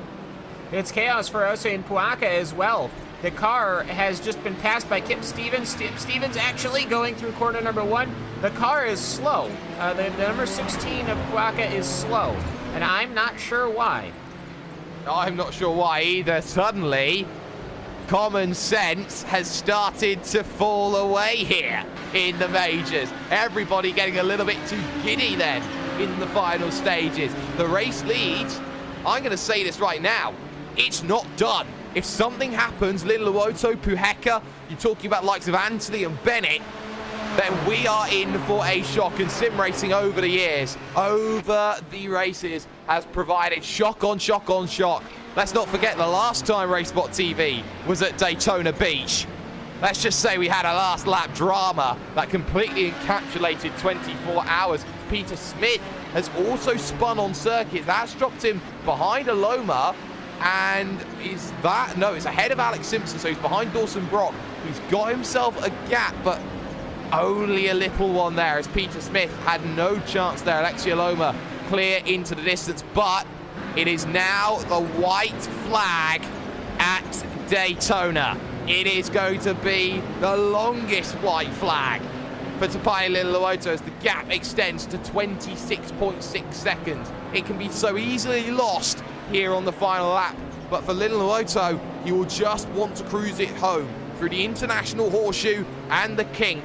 Little Luoto has proven, even after the face of adversity, that he could change his strategy up with Jamie Fluke, and he can survive, and he can showcase just how good of a classics driver he certainly can be. He's walked away from the field. He's had to fight for it in the final 30 minutes or so, but that is Tapani through and through. Deals with the infield section. Now he hits the oval for the final time. We hold our breaths, though, as we head to the bus stop. The last great chalice of difficulty that he will have to face here in this race. 2 hours and 24 minutes, remember, used to be the holy grail of sim racing. Now it is merely just a blip on the calendar, on the brakes. Left, 2 rights, and the final lefts that he'll have to go to. NASCAR 3 and 4. Tapani Little Luoto goes. Initiative Tapani.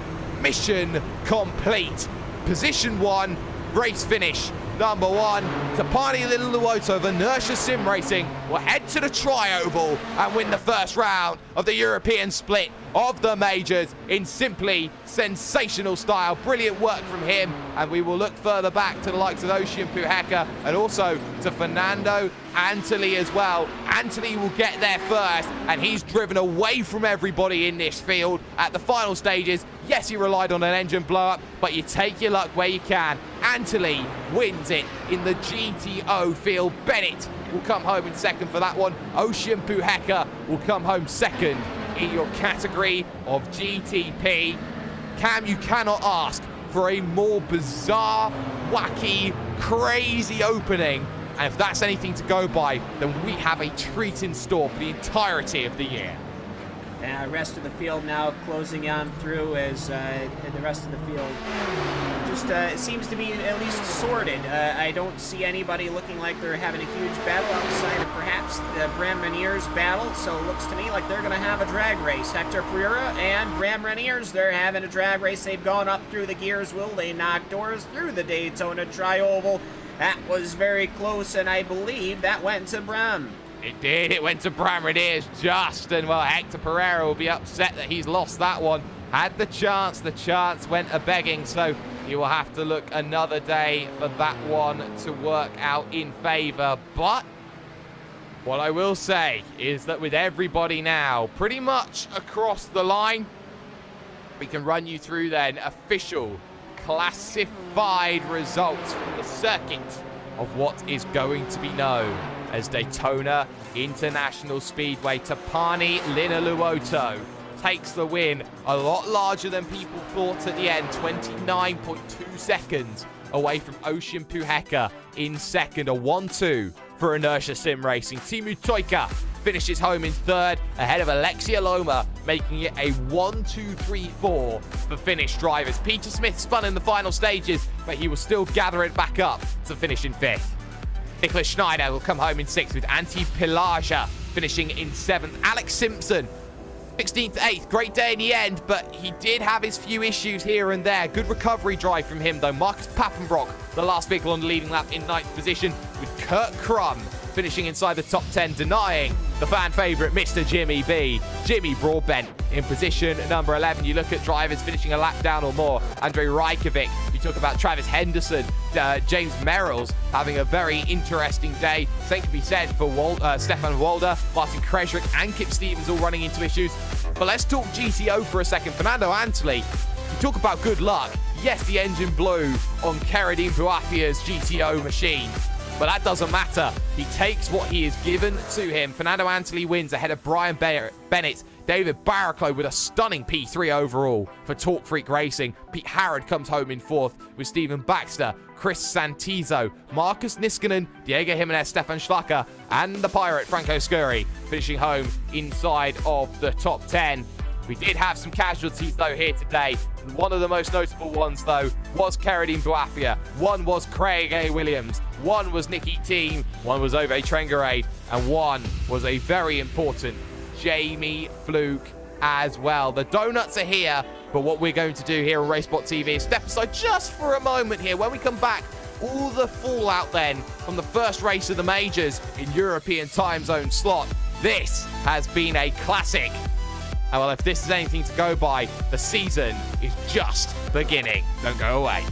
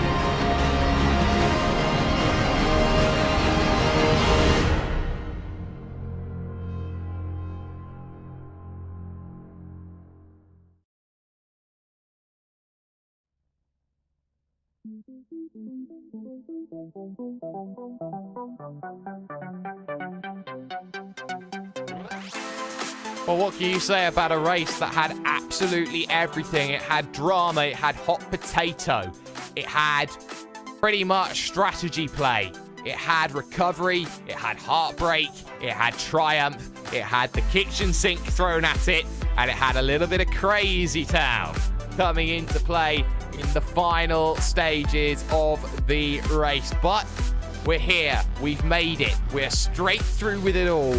And where we are right now is the post-race show here on RaceSpotTV and iRacing Live. I am hashtag Do You Mind Jake Sperry, the observer of sim racing. Joining me as always, Mr. Cameron Walsh, Hugo Louis, behind the cameras.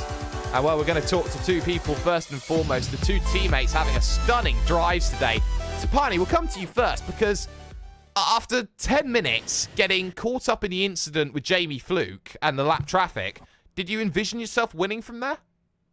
Well, luckily I had a free repair, so it was just a unscheduled pit stop and a bit of time loss in the crash. But I knew I had a chance if other people had some difficulties, and I suppose there was some difficulties at least.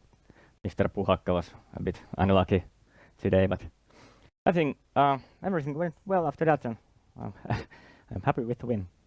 Well, you have to be happy with the win because you take a massive advantage in a step towards the Mario Andretti Cup. For you, you know, you came into this one, classic racing is probably where you apply your trade most. We're going to see the ebbs and flows of a season come and go. You know, how are you feeling about this entire season? Is it something that you're looking to do an entire season of, or is it something that you've gone, well, I like this vehicle, am I going to come in for a one-and-done deal? This was absolutely my home turf, so to say. So, but there are some interesting races coming. Maybe I don't do all of them, but probably some of them, at least. Probably some of them. We'll talk to Ocean Peheka. Ocean, you're a commentator as well as I am. We shared a booth together. We've had a very nice time. But you were a man on a mission in that final stint. 10 seconds to close. You brought it down to about 2.5. Yeah, it was 2.5 too little. Oh, well, very, very blunt there. Very frustrated, I can imagine, there with the lap traffic in the final stages. Yes, well, I'm a man who is very delicate about what he can say on the broadcast. So, but you know, they already have the inside line. I haven't seen the replay of the incident. I refuse to comment any further. But you know, he should have went to Specsavers, I think.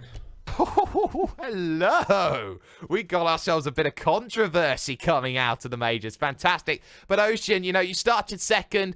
You had your ups and downs throughout this race. You've had to work hard for it here today. The next question becomes Daytona 500. We're going to stay here at Daytona. 3 weeks' time, I do believe it's going to be 2 weeks' time for the international split. But 3 weeks' time, Daytona 500. How are you feeling about ovals, buddy? I'm an oval commentator. I'm not an oval driver. We'll see what happens. To be honest, we got a couple of guys in the team, couple of empty spots in the team about oval driving. I think we're gonna run a different squad in the oval. I'm not sure. I got the road license, so I don't know. But if I went with second place and if we are 1-2 with Inertia Sim Racing and 1-2 with the team, then I guess I have to do it. So thanks a lot for the setup, Tapani. Now I have more driving to do. Well, fantastic. More work means that you got a lot more responsibility on your plate. Before we let the pair of you go, do you want to give any shout outs to sponsors to the boys back at Inertia? Tapsa. Okay, this is for you.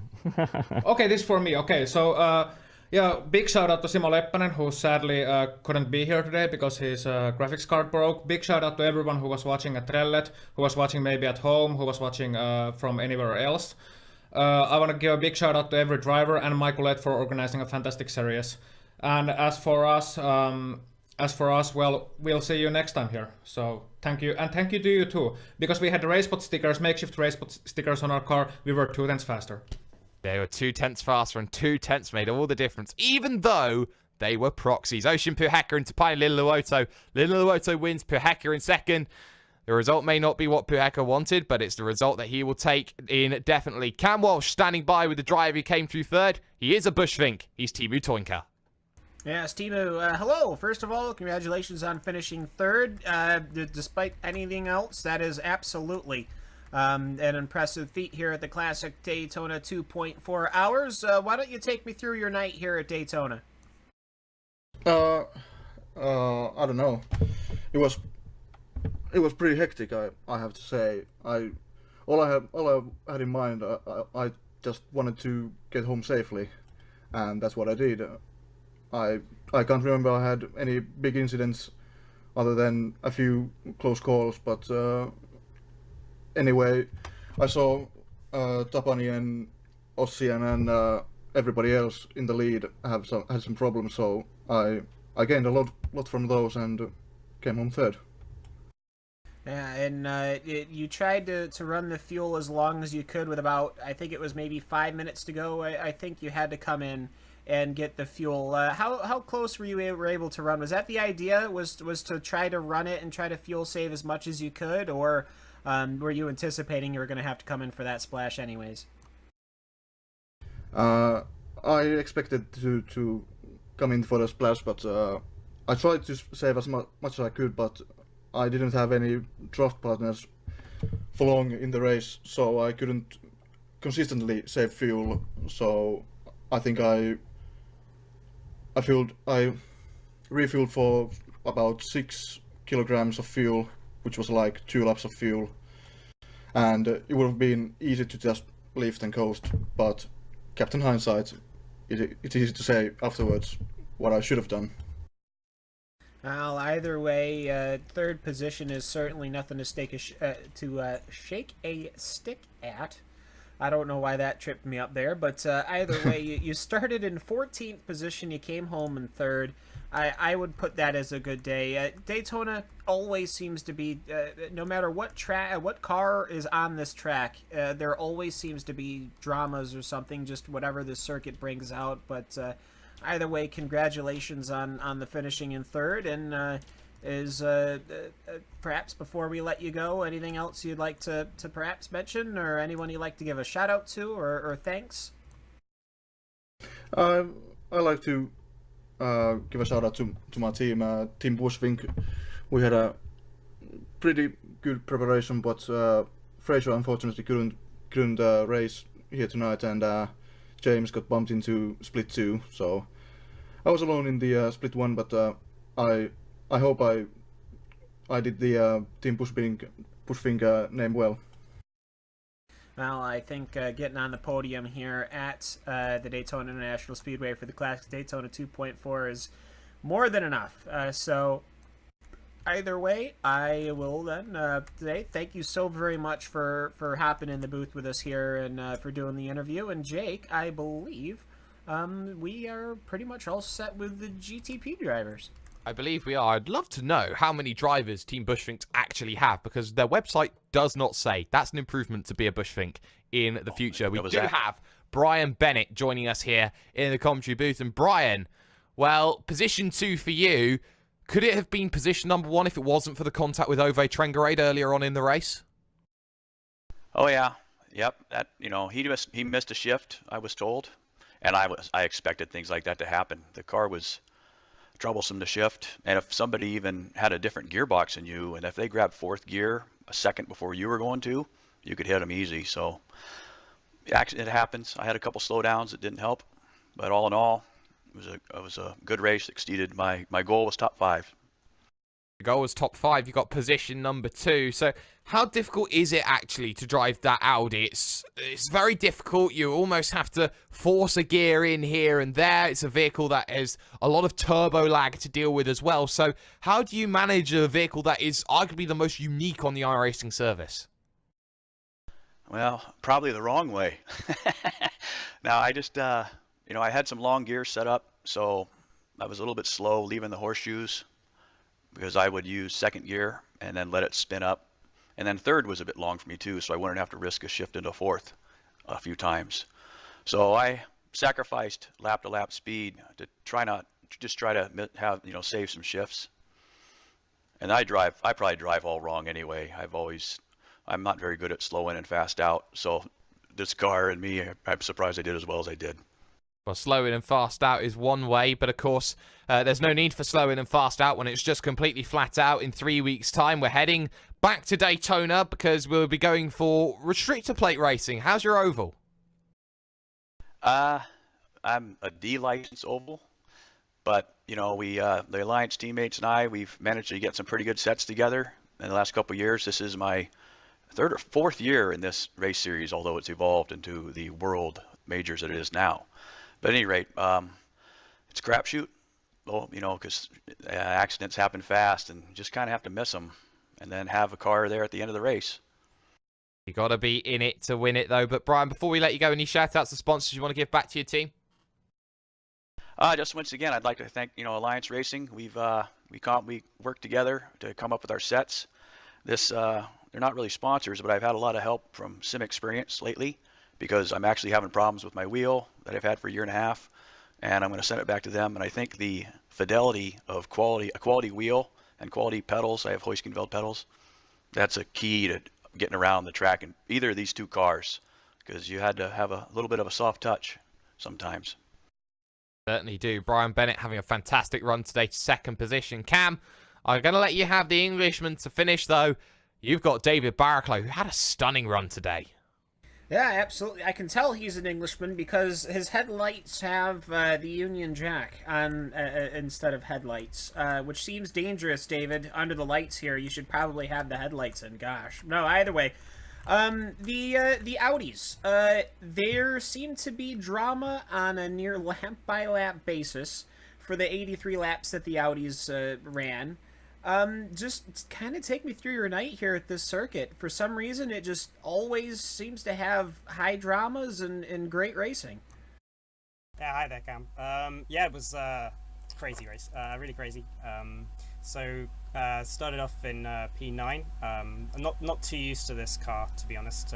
Used to endurance racing, but I'm not really used to the car, so definitely felt like qualifying could have gone a bit better, but yeah. And the pack split up quite quickly, and it was just a case of being patient, but I think a lot of the field were not being patient at all. They were all dicing for position when actually it was just faster to sit behind people. So I took some damage in the unfortunately there was a bit of a checkup at the start, and my teammate hit me from behind, which was really unfortunate, but decided not to take the repairs at the first stop, waited for the second, which was definitely a wise move, because again took a little bit more damage through the race, and by the time it got to the second stop I was able to effectively jump in, take the repairs and have a fresh car, and I really found some speed and was catching a pair of Audis for the podium when they decided to commit Harry at turn one. I think Craig Williams unfortunately couldn't avoid hitting the other Audi, so that gave me the podium position, so I took it with both hands. Yeah, absolutely. And the Nissans, it is quite dramatic having these behemoths on the racing circuit. You guys are working all 5 gears, heel and toe, massive amounts of clutch and shifting, and the potential to miss a gear is immense. And you've got these GTP ground effects behemoths. Just take me through kind of just how on earth navigating this Nissan traffic really ends up being here on the circuit. So running the low downforce configurations of these cars actually makes them a lot closer in speed than I thought they'd be in the slow speed corners. Especially compared to running these at Road America middle of last time I ran them. The Nissans are a lot more evenly matched with the Audis in the hairpin, so you just really have to be on your wits. And what I was doing, tending to just hold my line and then let them kind of jump me on the next straight. So it wasn't too bad, to be honest. I think most of the Nissans were behaving themselves in terms of being patient in the infield section and waiting for the straight, so fair play to them. I had, obviously, there were 1 or 2 little incidents, but nothing really comes to mind that was too bad, so yeah, hats off to them. Well, and hats off to yourself taking the podium here in the Audi GTO. But I must ask the question, I mean, David, the Daytona 500 is going to be coming with the Pacific Majors, now the Majors Series, because it is such a large and monumental challenge. Also see, hey, there's also the, the Copper World Classic. I mean, USAC Silver Crown, that seems, right up your alley perhaps. But just take me through kind of how your plan is for this season as far as the Major Series goes. What's your schedule going to look like? So I think myself and the rest of the guys in the Talk Freak team, we're definitely looking at doing as many of these races as we can. While we don't have necessarily as much experience on the oval side, we got a couple of little tricks up our sleeves. A couple of let's say oval things we can pull out of the hat. So we'll have to wait and see. But yeah, really looking forward to the schedule that's been laid out in front of us. It's looking like an absolute treat, and I've never run the Silver Crown, so I'm really looking forward to that one in particular. Yeah, and I think that's actually part of this series is you get so many different cars, drivers from all over perhaps had never even had these before, and then you've got the 4 time slots, which is something certainly crazy for me is to be able to have 4 time slots. So either way, it looks like this major series is fairly going to be a big one, and it looks to me with the amount of cars you guys had with Torque Freak, you guys certainly seem to be ready to rock and roll. So either way, David, is there anyone you'd like to give a shout out to or thank before we decide to let you go? Yeah, I mean, firstly, shout out to our sponsors, GB Enterprises and Link Engine Management, for supporting the team, allowing us to do what we do. It's really great to have them both on board. Secondly, I'd like to have a big shout out to my teammates, in particular George, for really putting a lot of work into setting up the car this week. He did a fantastic job. It was a really good car to drive. And also to obviously Bram and James, the other Hardy guys. We worked on practice together this week, and it paid off for me. So yeah, I'd like to thank them. Yeah, the rest of the team, Tim and Phil in the Nissans, and yeah, yourselves for your fine work on the broadcast, and of course, finally the guys running the show, the Majors admin. We wouldn't be able to do it without them. So yeah, big thanks to them. All right, that's David Barraclough of the 481 Torque Freak Racing Audi 90 GTO. And Jake, my goodness me, it's exciting to see these classic cars. I always wanted to put on a series, a Grand Camel GT Cup, but it just never happened. So being able to come apart here and to really see this race was fantastic. It was an absolute treat, and I gotta say, it was definitely an enjoyment. Yes, and we're going to put Cam back in the closet for 6 months before the next one comes out. But anyway, that's by the by. Cam, fantastic work that we have seen from all the drivers and all the teams. Just one quick question before we go off. What's your expectation after this race heading to Daytona Oval?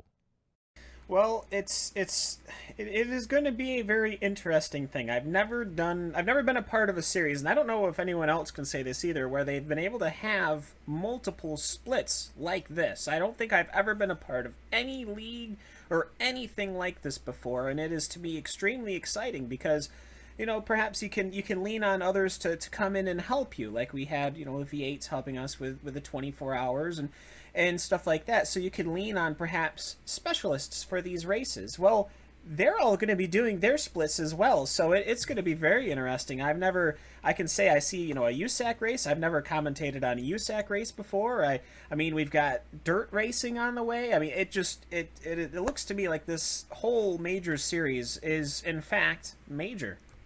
Exactly, and you're going to put an Englishman on an oval broadcast. Have some fun. Yeah. But unfortunately, that's all we're going to have time for here this evening on what has been a fantastic broadcast here on iRacing Live, a RaceSpotTV. But that's not all that we've got on this evening.